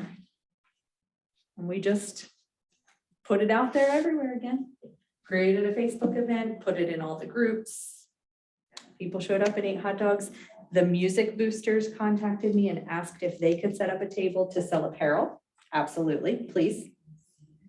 They also asked if they could have Kona Ice come park at our spot, because they were doing a fundraiser through them, and then Kona Ice finished there and drove down to the football field. Just by networking in our community and hosting an event like that. So keeps you front of mind, right? Same thing for like if you're running ads on Facebook. I don't know how much y'all have played with in Command where you can do your sponsored ads and stuff, but if you want leads and you're trying to fill your database and having trouble doing it through people that you already know, run some ads. Nicole is great at it. Mike knows how to do it. Brian can help you with it. He is the ALC Tech Chair. Ask someone. Even if you advertise somebody else's listing, ask them first, obviously, but, or run one to do CMAs for people. That one gets a lot.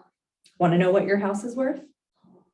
They click, they give you their basic information, you contact them and set up a time to kind of go through it with them.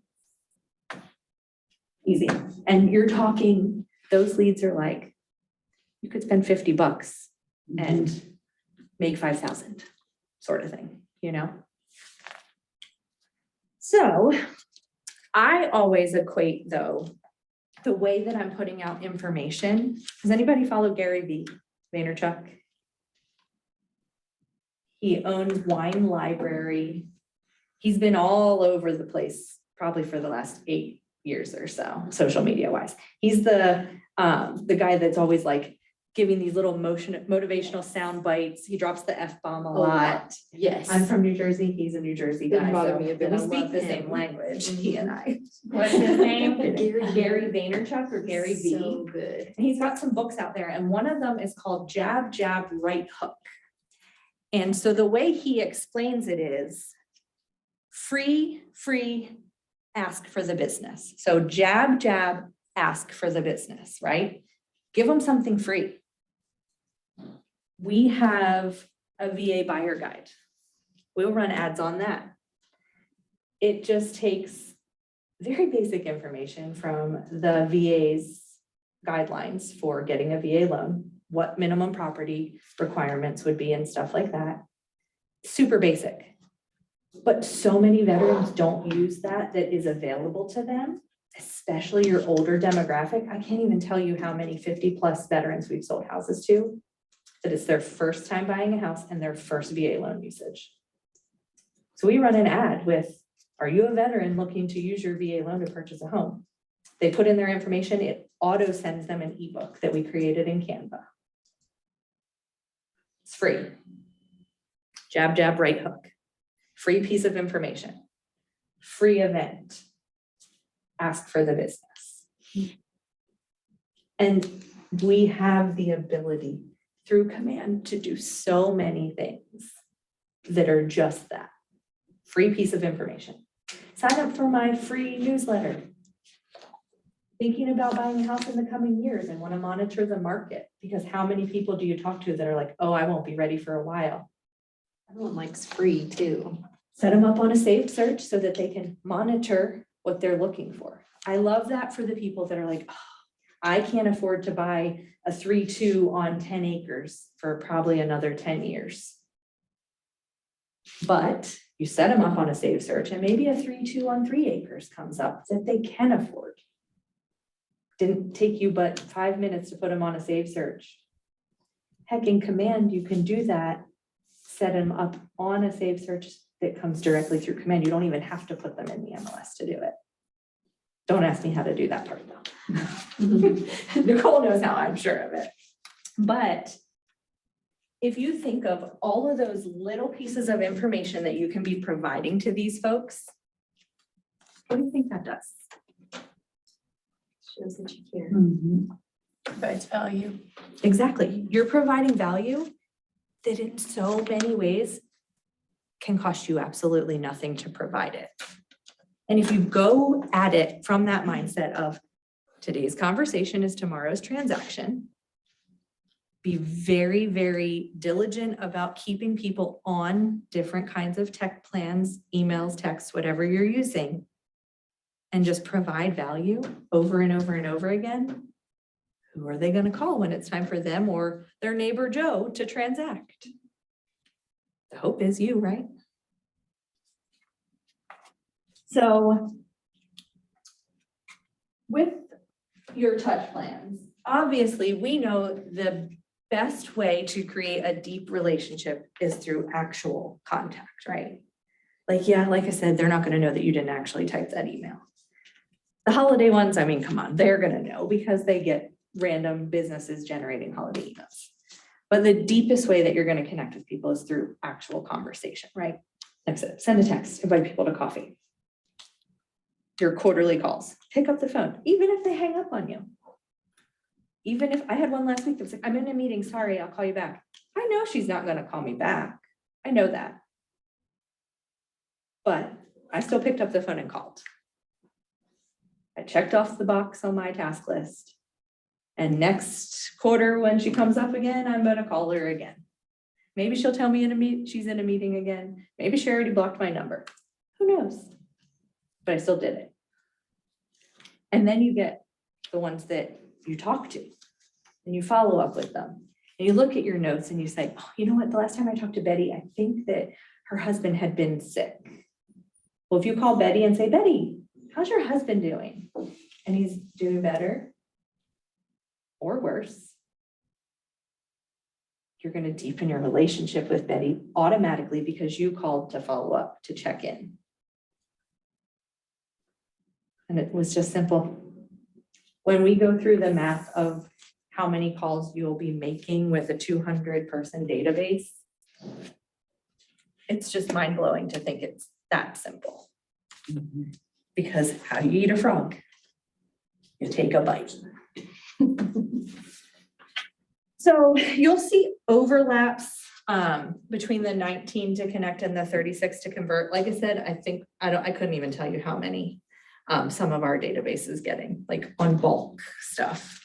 A great one that Brian just happened to do a while ago.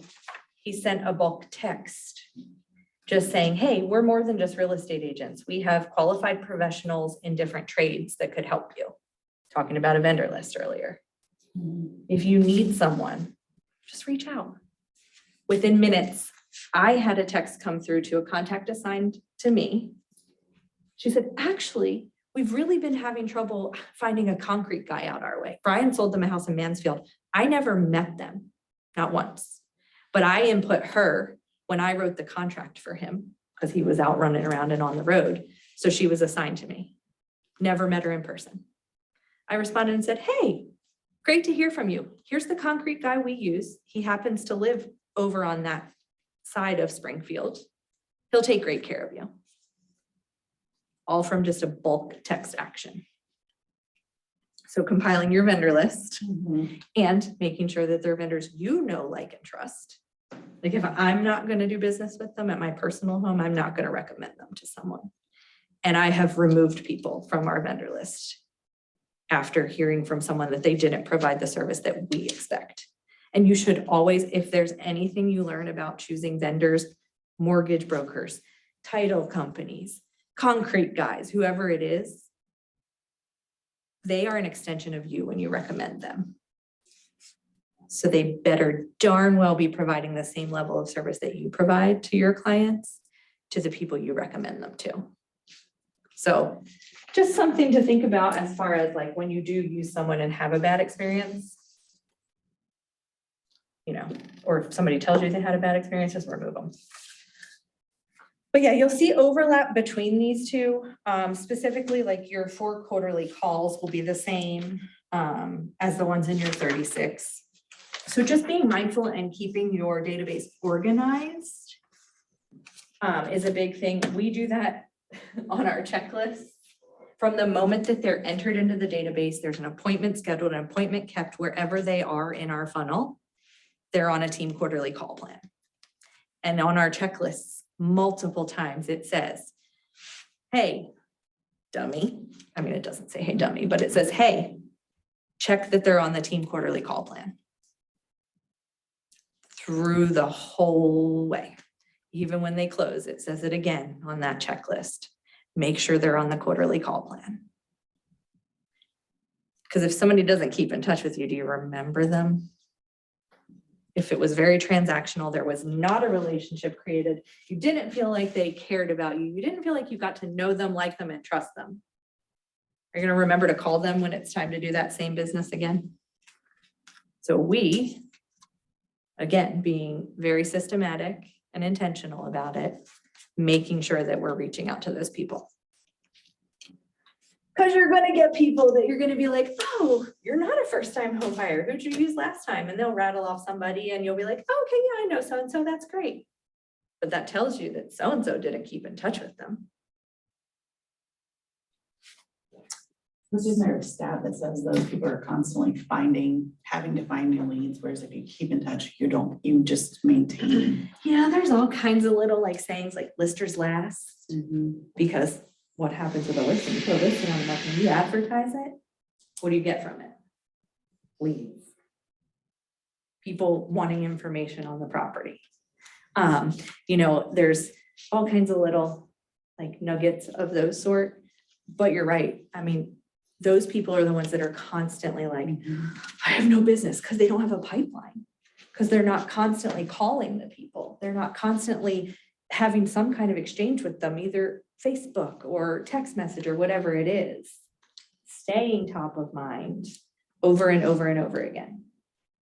Because if you don't do that activity, the very basic activity of our entire business is lead generation, right? You can't sell houses to people that you don't have. I think we can all agree that like if we've been with a previous brokerage, like the stuff they have here is compared to other places. Like I've seen lead generation systems, but nothing like this. Like, no. No, I will tell you, and obviously brokerages, brands, they change a lot. But I've been with some other very large brands that have never even had a glimmer of Right. what is offered to you here for free, just for hanging your license in the KW office. Yeah. So. But with our 36 touch plan, we're looking to accomplish 2 things. Communicate, right? We want to build the connection, strengthen the relationship with the people, get to know their needs and wants. I mean, there's nothing better than hearing somebody who says they don't have any need or want to buy or sell a house tell you, gosh, I really wish we had enough room to do this. That better be in your notes. Because that little nugget that they just gave you tells you, they told you not right now, but they really wish they had a better kitchen, or they wish they had enough space to put in a big garden, or they wish they had a fenced yard for their dog to run in and they live in a condo or a townhouse, which we don't have a ton around here, but you know, like those little tiny things that you hear when you're following up with these people, building the connection will help you in the future to gain their business. But also the second prong to our why we do this is to elicit a response, right? We want our 36 touches, whether it be the voicemail that you leave them because they don't pick up, the email that you sent with your stats or an event that you're promoting that's free for your folks to come see, but you want them to respond. You want to get that two-way going every single time. That's the goal. I mean, if I had $1 for every time one of our previous clients emails back and says, "Hey, handsome, thanks for letting me know to change my clock," to Brian. I mean, loaded. I mean, it's been a short period of time, obviously, but still, like, and you see it come across. You're like, just saying daylight savings time has ended. That's it. We send, on January the 31st, February 1, I put together 2 smart plans, one for closed buyers and sellers. And all it said was, tax time's coming. You bought and or sold a house, depending on which tag they were in. Do you need a copy of your CD to provide to your accountant? Let us know. All I had to do was create a graphic in Canva and type up 2 versions of that email based on whether they bought or sold. And it started a conversation with multiple previous clients that were like, yeah, I don't know where I put that. They just moved, right? They moved. We all know what it's like to move and have boxes and not remember where you put something. I find random things that, and we've moved since we've moved here. And I still find random things or can't find some things. The darn pesky Apple TV remote that we still can't find. But that little email prompted multiple past clients from last year to respond asking for a copy of their CD, but also gave us an opportunity to say, hey, how's the house? Hey, how's your spouse? Whatever. I'm a poet. Did you know it? But when you are sending out this information, email, text, whatever you're doing, and you're creating that dialogue, you want that MoFear, make offer for immediate response. There's got to be a call to action, right? With everything we do, some sort of call to action. In that particular instance, it was they needed a CD to be able to give to their accountant to file their taxes to get the maximum benefit. And I think I put something about that, like, hey, you want to make sure, you know, in my email. For the sellers, you know, could be taxes, but whatever. So you'll want to remember the 6 connection questions that you should have learned last session, right? So 1, who are they? Where do they fit in your database? You should be using tags for those sort of things. What do they want or need to do? Did they sell with you last year and they need that CD to file their taxes? Did you meet them at an open house and they were just tire kickers, as we call them, just browsing? They live down the street, but that house is new construction and bigger than the one they live in. Notes, again, notes are key. Where do they want or need to do it? Are they empty nesters ready to retire and move to Florida? Well, that's a listing here if they own the house, right? And a referral fee to find them an agent in Florida. Why do they want or need to do it? What's prompting them? Everybody's got a need for something, right? And we have to dig in, dig deeper, ask the open-ended questions to find out what that prompt is. When do they want or need to do it? I hope you have a tag or something in your command that says 3 to 6 months, 6 months to a year. ABC clients, however you define it, however many letters of the alphabet you want to have. Are they an A client that they are ready, willing, and able, working on their pre-approval, ready to buy like stat? Or are they waiting till their youngest graduates high school in 4 years? And you'll gear certain types of your contact with people based on those timelines, right? Like if that person's ready to buy now, I hope you're texting with them like every day, every other day, setting yourself a reminder to do so. Tasks are brilliant as well. We use those a lot too. So, and I'll put a task like call and schedule final walkthrough. Because I'll forget otherwise. We're all busy, right? I think that, and I have a tendency to be this way, analysis paralysis. I will over analyze what I need to do and it will completely stop me from doing it. Fortunately, I have a Brian Fisher that sits across the room and says, hey, did you? Whatever, follow it up with what, did I do something? But always knowing what to expect by adding it to my task list, adding it to my calendar. I live and die by my Google Calendar. Our whole family does. We are to the point where our oldest son will just send us a calendar invite. It might be that he has a final that day, or that he has to go to McDonald's with his buddies after school, after practice, whatever it is. But we live and die by it. And I even have it like for where I, every Monday, go into my mileage app. If you're not using a mileage app, download it now. But I go in every Monday and I look at my trips from the past week and I categorize them. Personal, business, medical, something else I don't use, but. So when you do the mileage app, how does that work? So we use Driver's Note, I believe is the one we use. Yes, Driver's Note. It's like a green with a little car with a circle around it. It's actually out of like Norway or somewhere, but you buy the little puck. It's like $100. It rides in my center console. Every time I get in my truck and my phone and the puck are near each other, it automatically tracks the trip. Now, if it senses you're not moving, like if I walk to that end of the house where I park, sometimes I'll look at my phone and it'll be connected and I can hit just like delete trip, but it won't save that trip if I don't move. But every Monday, my reminder pops up for a task on my calendar.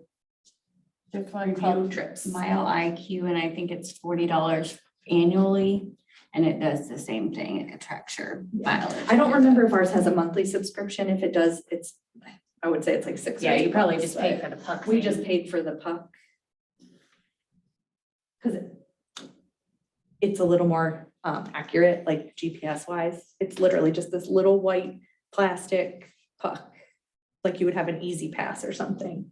And it literally just sits in my center console. And at the end of the year, you just print all that off. I didn't even print it off.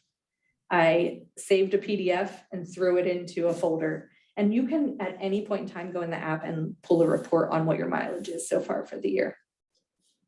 But the puck, Here, every day. Yeah. We track that. I do it every time I leave the house and drive to our little office in Stratford. That is business mileage for me, because I could work from home. But I drove to the office because there's an admin there and there's a consult or a printer, whatever, every time. And definitely don't file your taxes on your own. No. Pay That's the other someone thing to is do a it. good CPA person, get a good one. Who's a good one? Your business, it's all personal I preference, know. you but I know, want a good one. I mean, really We got it is. someone personality sister help a girl out. Yeah, the Fishers have a lot of questions. We ask a lot of questions. So, and now that we've expanded enough to have an employee, we ask even more. So I always wondered like how, if you weren't to keep track of your mileage, like on an app like that, how you could prove. so a lot of people used old school, like little log books and would Yes. literally write down. That's what I do. I mean, I just am every like. time. I started doing that That's and another then I found an app. Well, and some people that app have a sounds way vehicle that they Yeah. only use for real estate Mm-hmm. and one that they only use for pleasure, we'll say, weekends, grocery trips, better. My whatever. life collects. Yeah, I mean, we don't, we each have a vehicle and each of the boys has a vehicle. But like, if I go to take, so I think tomorrow I'm probably gonna take our oldest son's Jeep. I have to go show property way down at the Arkansas border. It's like 80+ acres. I'm gonna take his Jeep because don't have a side by side or something to go show this land. But I'm gonna take his Jeep so that the clients can climb in, and if there's trails, we can drive down them. I'm gonna take that puck out of my truck and I'm gonna put it in Cody's Jeep, and it's gonna track me, so. That's nice. Yeah, back before I joined Brian, like if it was the weekend and we were gonna go show a house or something and I was gonna go with him, he would just grab his puck and throw it in my truck, so. But. And last question, how do they plan to do it?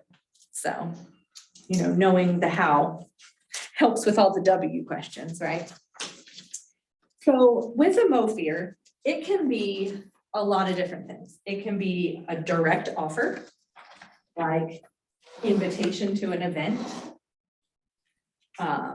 It can be designed to get a response from someone who's ready to buy or sell with you now. So whether it be a market analysis, a buyer consult, whatever it is, or an indirect offer. So maybe it's not directly about buying or selling real estate, but it somehow helps build your relationship with the contact. In our newsletter, I put, it's almost summer. Do you have any cool plans? We'd love to hear about them. Who doesn't like to talk about the fun that they have planned? Especially if they don't have a lot of people to talk to about that. Got an email that said, we're taking the kids on a 10-day vacation to Destin, Florida, and we can't wait. I was like, oh, that's so awesome. I'm jealous. I missed the beach. There was nothing to do with real estate about that conversation. Now, we tried doing like some, respond to our email and be entered into our monthly giveaway for a gift card and blah, blah, blah. I never respond to those emails. And so my assumption was this isn't going to work. Nobody responds. And I was right. My assumption was right. Most people aren't going to, but for other little things like this, have any cool summer plans? Worked out perfectly, got a response. And now they know that I'm excited for them to take their trip. And then they'll get next month's email. It'll be some more boring statistics about the market to them or whatnot, but maybe that'll prompt them to look for it every month, so. And what would be some examples of indirect MOFers that you might use in a 36 touch? So not something that's going to directly ask them to transact. Give me an example of one. I would be like the market analysis. Markets.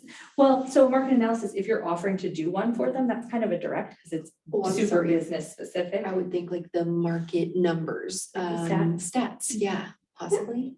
Yeah, I mean, because it's not really asking for them to respond. Like ours are just basic, like what's the average sales price right now? Yeah. What's the average days on market right now? And very indirect. That's a good one. So did you have another one? I was just saying holidays, like you were saying, just sitting out a happy 4th of July. Yeah. It doesn't elicit a response. You might get one back from people like, oh, yeah, happy Valentine's Day to you too, but yeah. Birthdays. So we recently just launched a job form, and this is something that I got from Family Reunion. It was probably my biggest takeaway. We've used it mostly for our team members. So I'd send out a new team member survey. I ask them for their t-shirt size, where they like to drink coffee, just to get to know them before they start with us.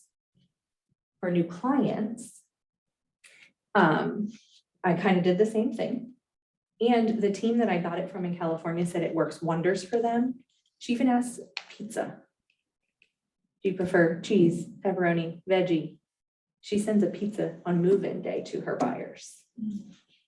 But just little things to really dial in and get to know people on a much more personal level. Because sometimes it's hard to get to know somebody, right? Because the majority of your time with a client is spent on the transaction. But if you tell somebody that as a new client, and like, I'm gonna send you this thing so you can tell me a little bit about yourself, like that makes you seem like you genuinely care. People Yeah, want to yeah. talk about themselves. Yeah. They want to tell you their favorite coffee place in town and what drink they order there. And my survey asks that. Like if you were The gonna app go that you to use, Jotform, it's free. It's a website. You can go build surveys and questionnaires on there. I actually used it last week because I created a letter to send out to my neighbors to try to get them to get their information to do a newsletter. So my letter is saying that I would like to, get to know everybody and start a newsletter for our neighborhood. And I created a QR code that went to a Jotform Yep. that has, for them to fill out all of their information. And then once they fill it out, submit it, it goes into my Dropbox. So. And you can do it various ways. Like I've seen people use Google Forms. I was gonna say, I think I did it with populate Google Forms spreadsheet. that did it, but I didn't think about Jotform? making a. There's an app for it too. Yeah. And so like it's much more user friendly if you ask me. There's a lot of templates pre-built in there. Like the agent that I got the idea from actually sent me her teams, like what they send to buyers. And so I kind of mirrored ours a little bit off that and made it a little more specific to us. So, but it's super easy to build. The pieces are just literally like designs or something, plug and play.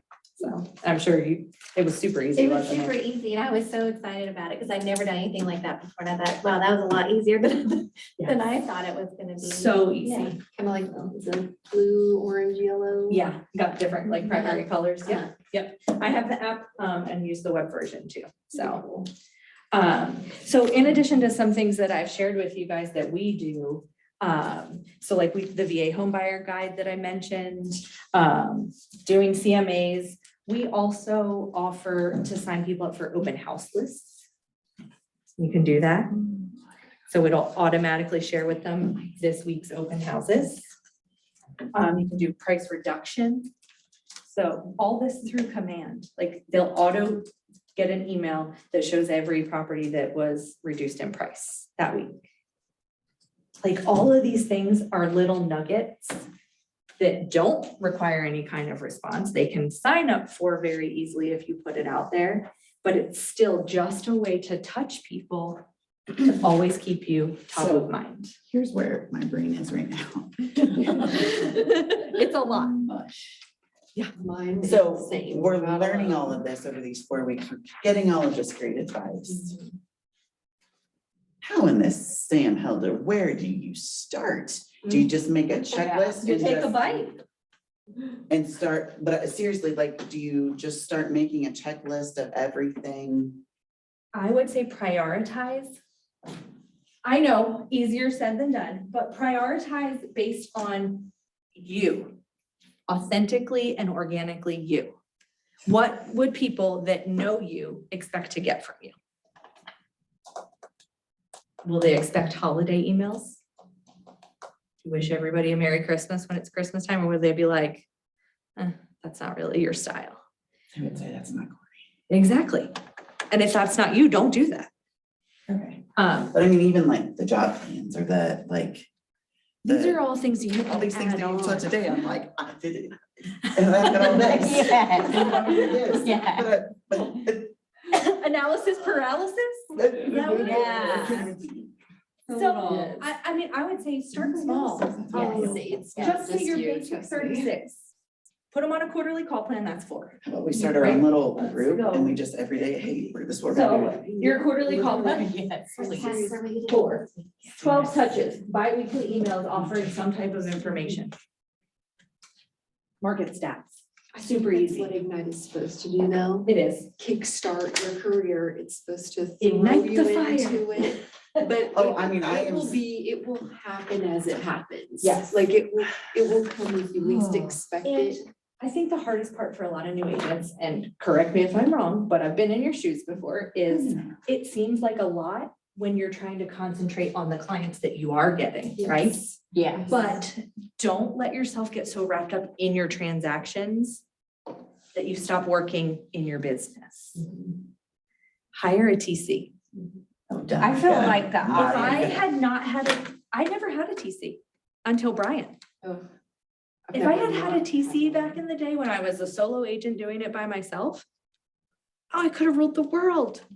Because I could have kept having time to go to my networking things, like no I brainer. don't know, I'm the opposite. So I started as a TC and I'm with these guys. I don't know where to start. And I've been watching people do this for 5 years.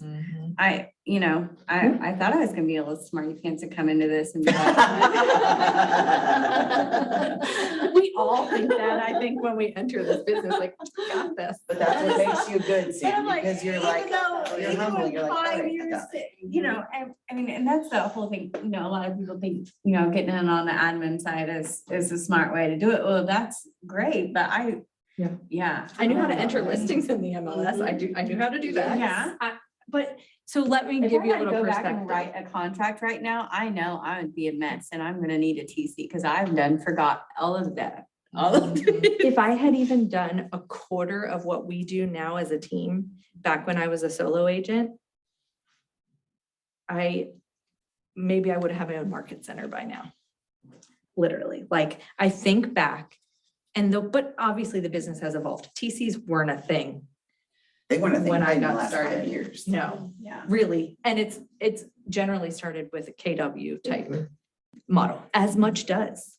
Like, you watch other brokerages mirror what they do and the offerings they give people based on the groundbreaking programs and systems that we have here. Yeah.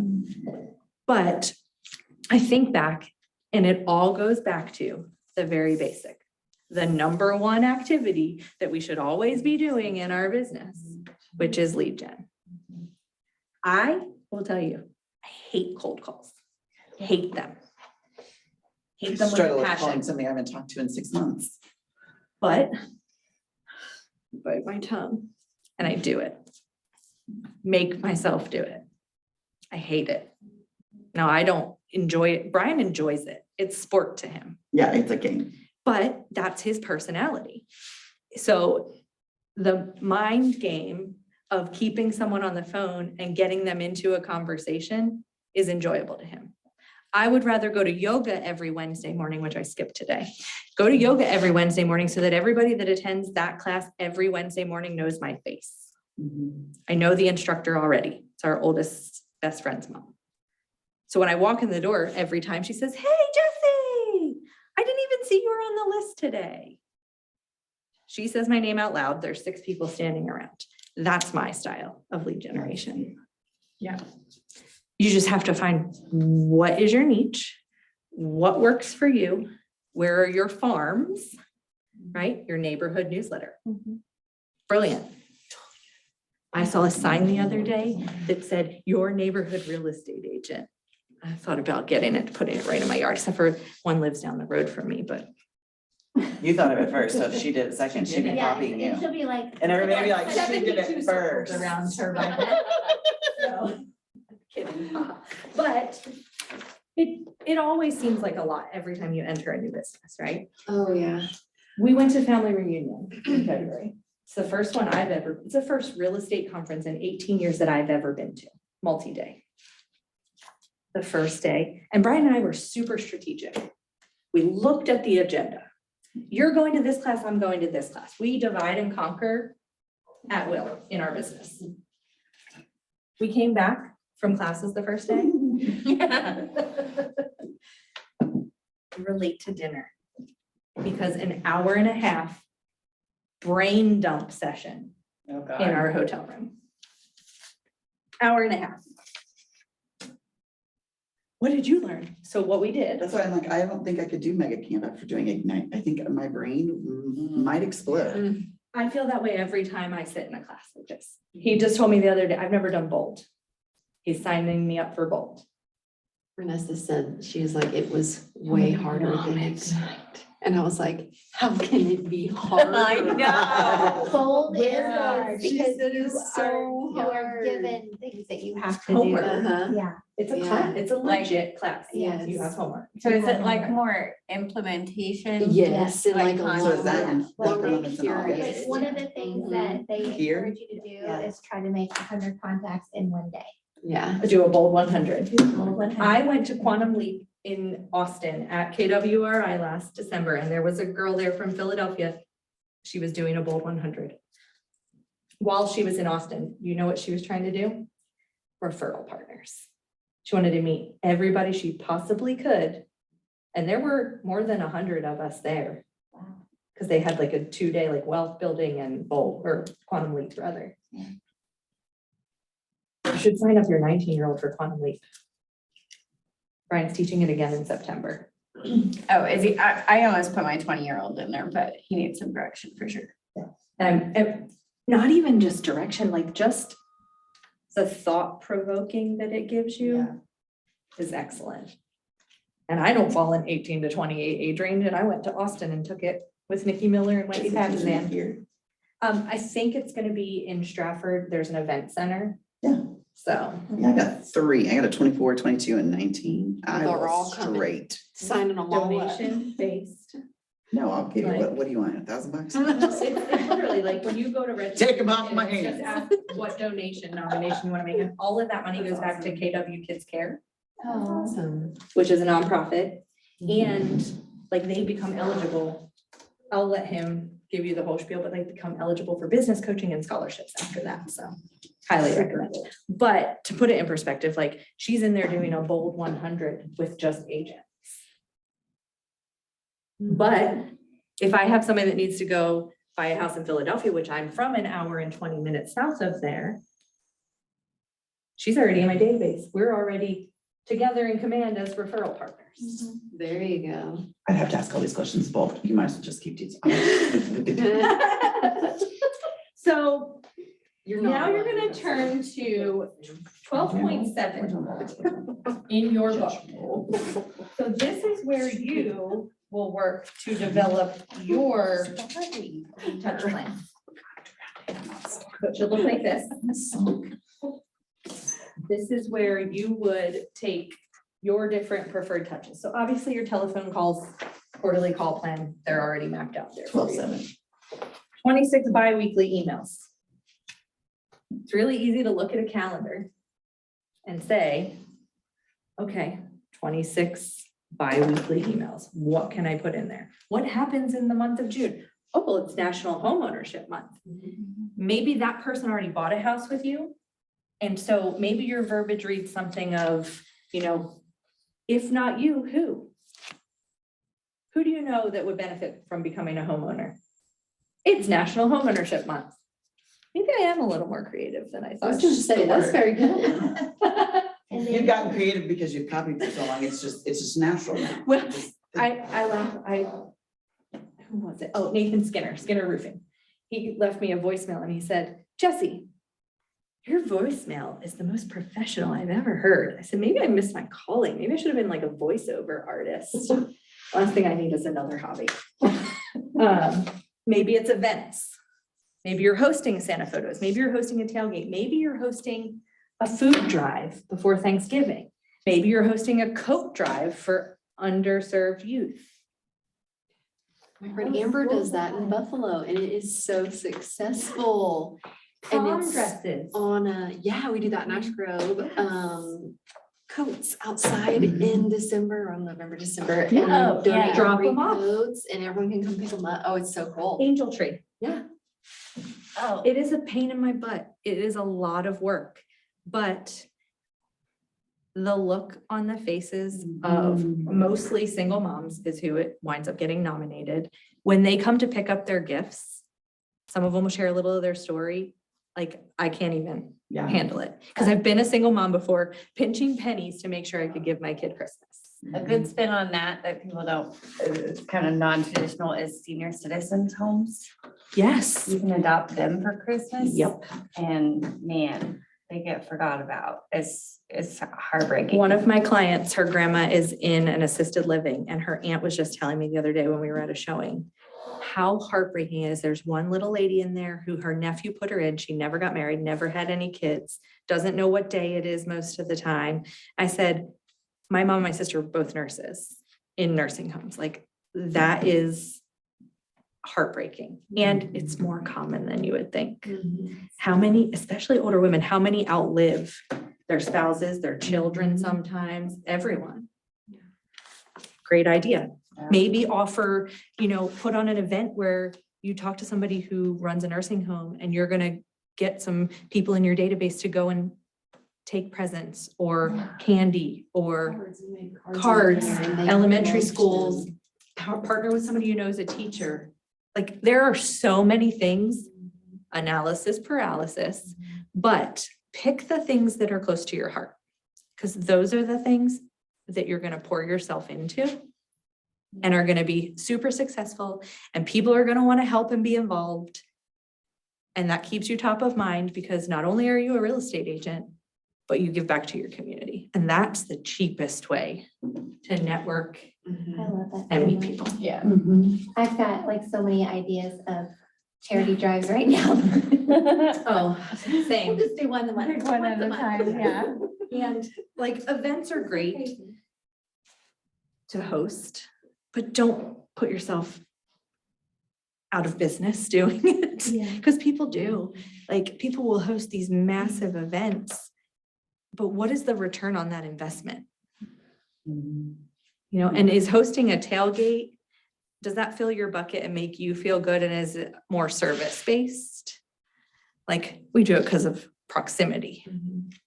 and having kids that play football there, but yeah, I think that finding your niche, like we've talked about before, finding the things that fill your bucket, but also translate to giving back and staying top of mind with people, is like that sweet spot, like you were talking about, like, where do I begin? Just the little things. Yeah. Pick a couple. I feel like, I don't know if you guys feel like this too. I know you do, because we've talked about this, but like financially even, like, there's no way that I could just go do something right now because I'm not that far into the business. Like, I'm not making that good money yet to where I can Yeah, give back okay. like that yet. But you can help another community But organization. do it. yes. Right. And so many people. Still be relational. Sit on boards. Mhm. You have time. Just join the chamber. Give of your time. Costs you nothing Mhm. but time. And people notice you, hands down. Yep. A lot of people will do those like BNI groups and stuff like that. I mean, I think they have like, some of them have like a Nice. yearly Like fee. crazy though. The things that they require is, Yeah, you have to present like once every so often, and yeah. We think We're bold's not hard. members of any of those. Yeah. Yeah. Currently, I mean, I would say the only thing we're really members of is like KW military, but that's all agents anyway. So, but little things like we're saying, partnering with a community organization to help on their sort of fundraising and events. You can still put it out to your people.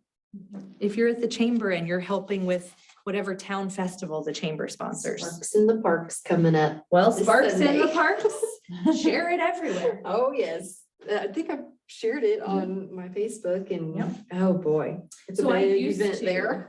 I used to spend a little more time on our monthly newsletter, putting in some like local events, but there's just so much to choose from and it takes so much to put that in one place. Mhm. But to our business page, I'll share it. Yep. Just quick. So we're getting close on time and I know you guys are probably gonna want pineapple whip. Oh, you bet. So That was the highlight besides this. we're That's what We're gonna take a few minutes, take a look at that on 12.7 and jot down some ideas for yourself. Like what we've just been talking about. What community organizations could you partner with for events? What sort of promotional items could you send? You know, we have a great partnership with vendors here. Tyler at We Move does $100 gift certificate, like $100 off his services.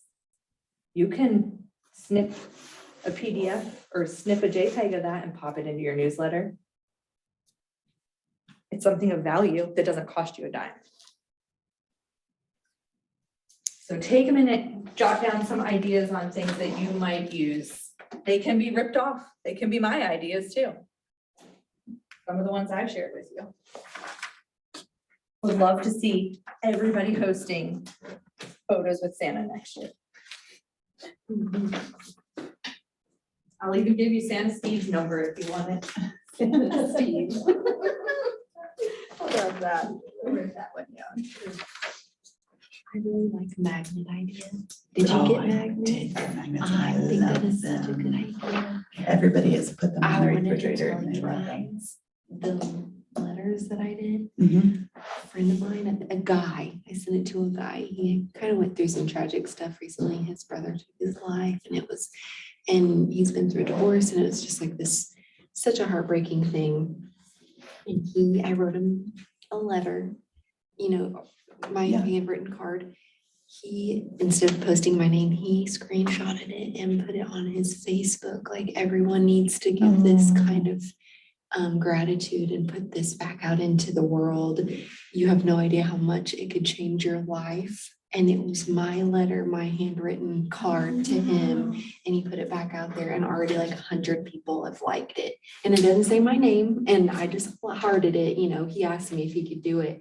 I'm like, yes, but that right there, I was just like, oh Oh, my yeah, I had gosh. so many people reach Just back like out. say thank Like, you have you no idea, and that was a perfect. I think 3 or 4, he initially, when he got it, he messaged me and he's like, I'm sitting in my truck crying right now at work. And he's like, I just read your note and I'm crying over here, like, oh my gosh. Anyway, it wasn't even real estate related. Yeah, just thinking about him. Usually aren't. Mhm. Like I said, They see our real estate posts on social media. Yeah. They don't need to have something, let it be personal, everything else, just be a that's what I'm human just kind of. still. Share the human thing. But thank you so much. Yeah, absolutely.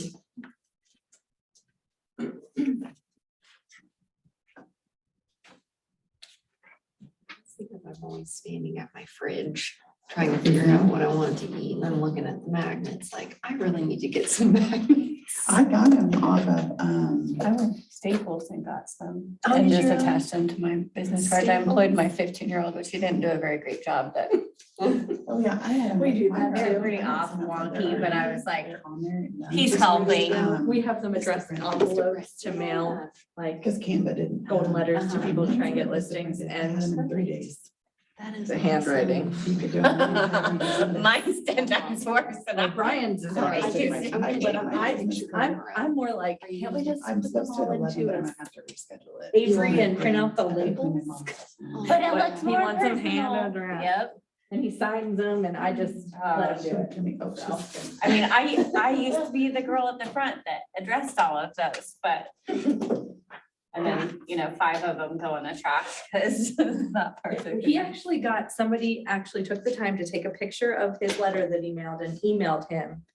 And he has one that has a fill in the blank, like if someone were to buy your house today, what would it cost? And the prospective seller can put in what they want to sell for.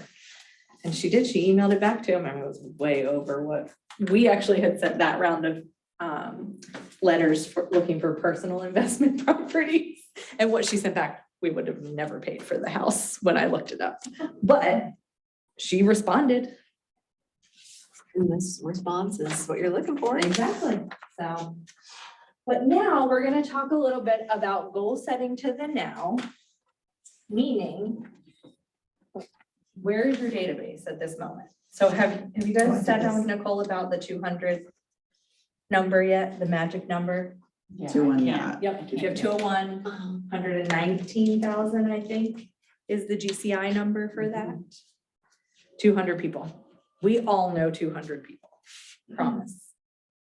Might have to dig way back in the brain archive to your 3rd grade science partner. But if they're on your Facebook and you're friends with them and you are a sleuth, you're gonna track them down. Mhm. So in thinking, if you have 200 contacts in your database and you put them all on a 36 touch plan, how many touches would that be per year? 200 contacts, 36 touches a year. 7,200. So do you think that if you have 7,200 touches with people in a year, you might get some business out of it? At least. At least one, right? And if those 36 touches are mostly auto-generated with the exception of your calls, and you get one piece of business out of it, and it really didn't cost you anything but time, unless you host an event or do something promotional, right? Is that going to be a return on your investment? 100%. Because most of it's time, right? Time is money. So, and that could be exciting, overwhelming, a whole lot of things, right? But if you think about it, have you read The One Thing yet? That's my favorite Gary book. I'll tell Somebody you. has to read the one. The One Thing. It's my favorite book because not only does it translate to your business, but it translates to your life. Any change that you want to make, what's the one thing you should do today to get you closer to that goal, right?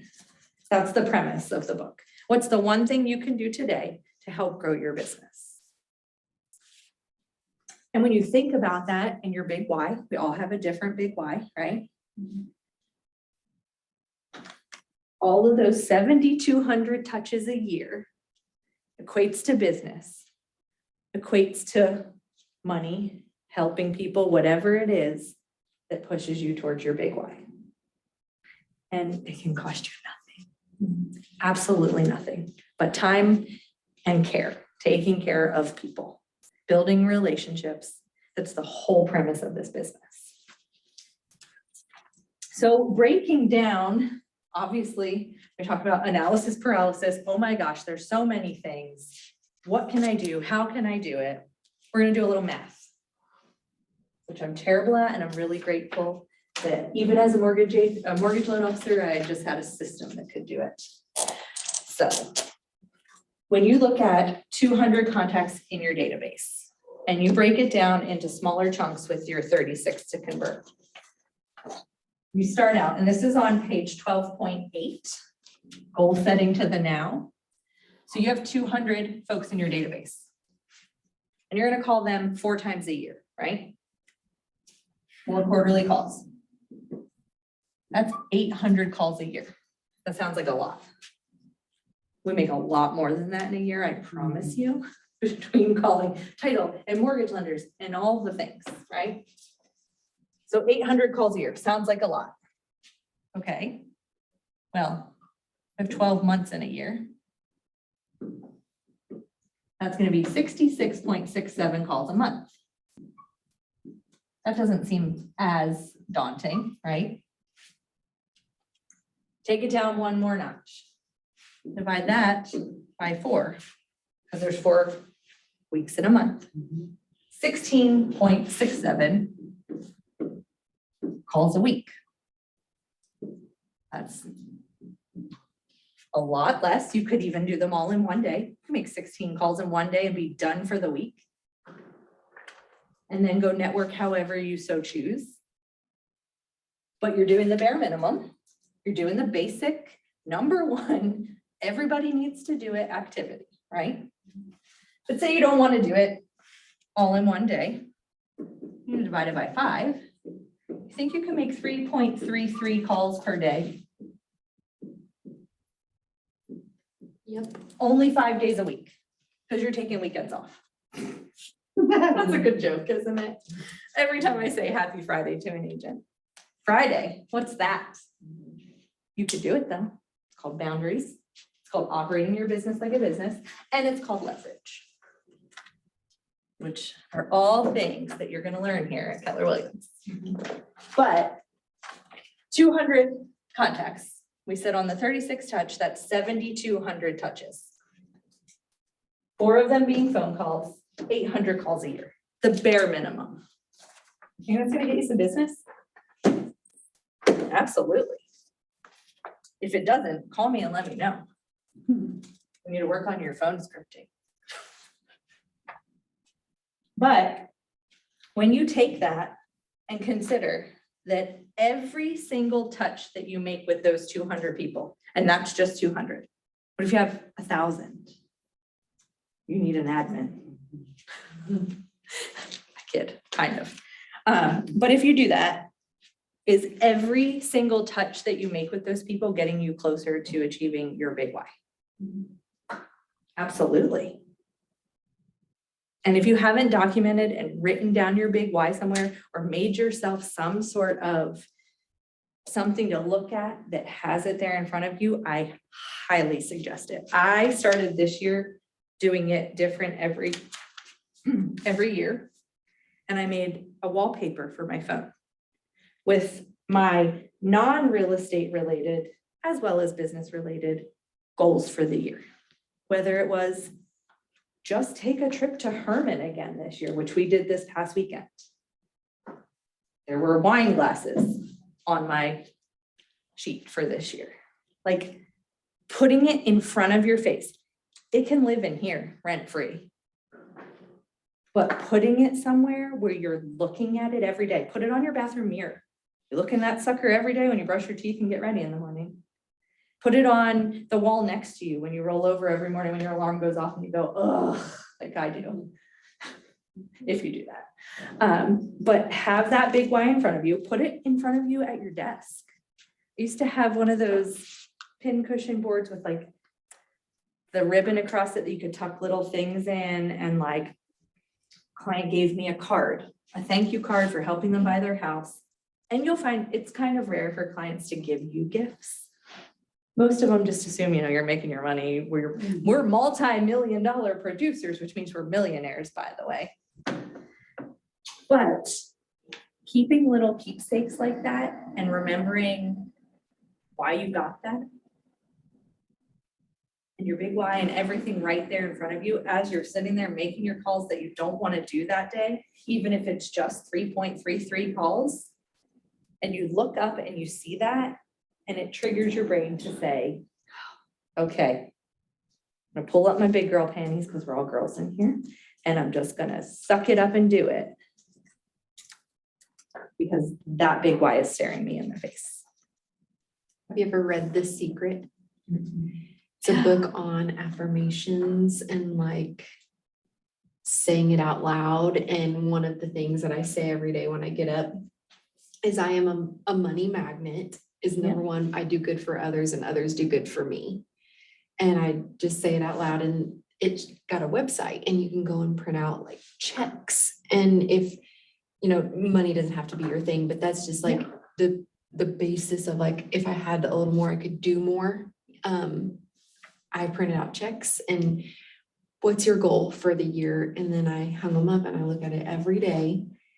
And like my friend swears that because she says, I'm a money magnet, I do good for others and others do good for me.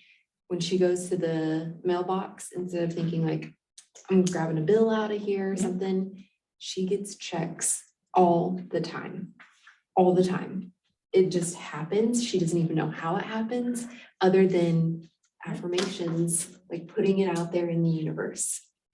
And I am like a firm believer. I am too. It's the weirdest thing you put out with The scariest thing back. is to say a big goal out loud. Yes. There have been times it has literally crippled me Mhm. from being able to just speak it because it sounds so tremendous and unreachable to me. And then you say it out loud and it's like, oh, wow, that wasn't so bad. Especially when you have accountability partners or business partners or family members cheering you on and supporting you who are like, you can absolutely do that. My mom made a really big mistake when she was raising us. She never told us we couldn't do anything. No, it's my mom. She was very much, oh, you girls can do whatever you want to do. It's just me and my sister. Mhm. And I mean, kudos to her because we did whatever we wanted to do. We literally. always have. And she raised two very strong personality women. But like, that's how it works in this world. That's how the universe works, if you ask me. Like if you put out good, good will come back to you. Well, and have you guys heard the KW saying, money is good for the good that it can do? Yes.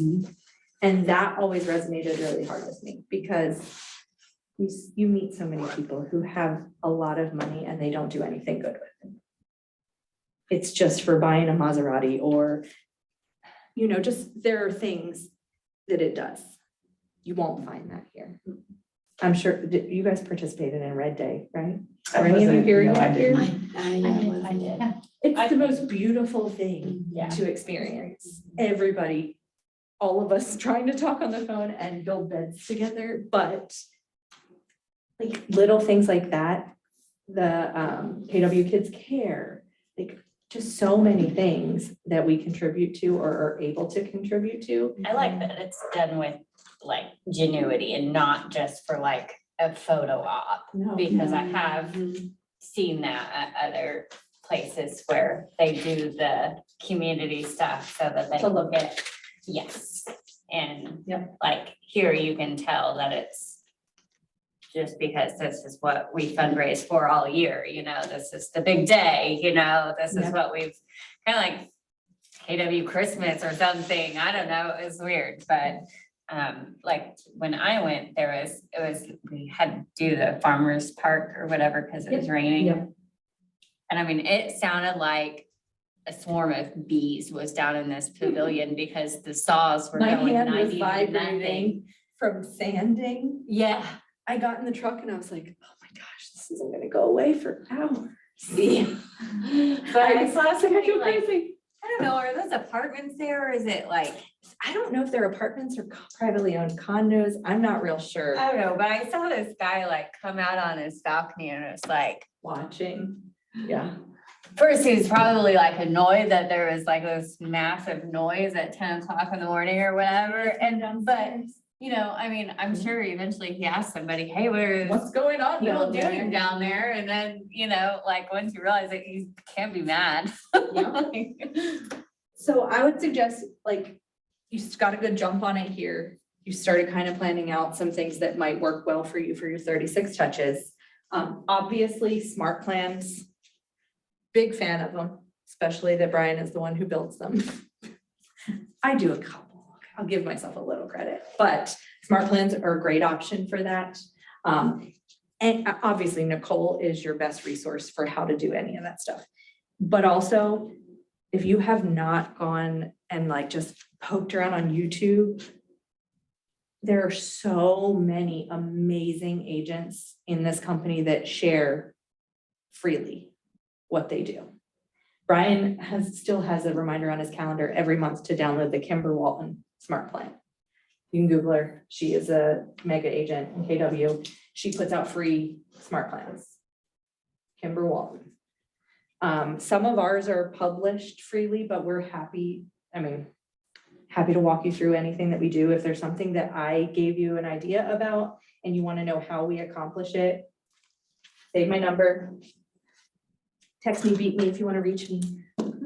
Like impossible. I love it. Or is it call me, beat me if you want to reach me? But I mean, obviously,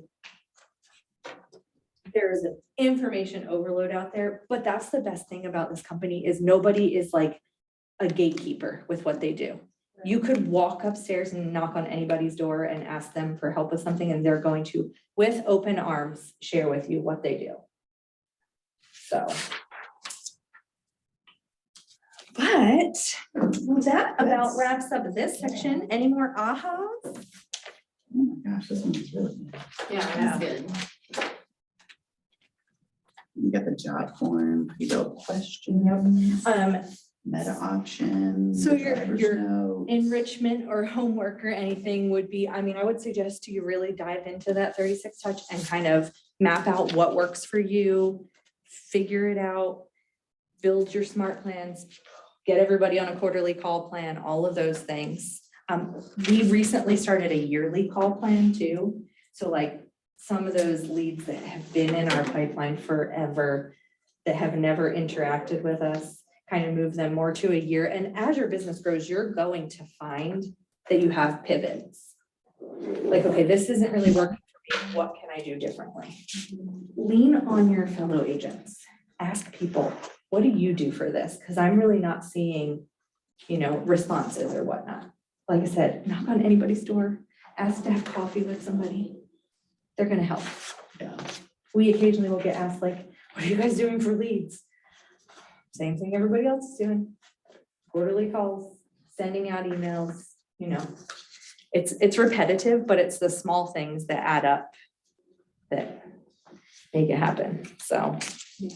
And then you've also got like some success system building sheets in your book that you can use. I really like the daily success system.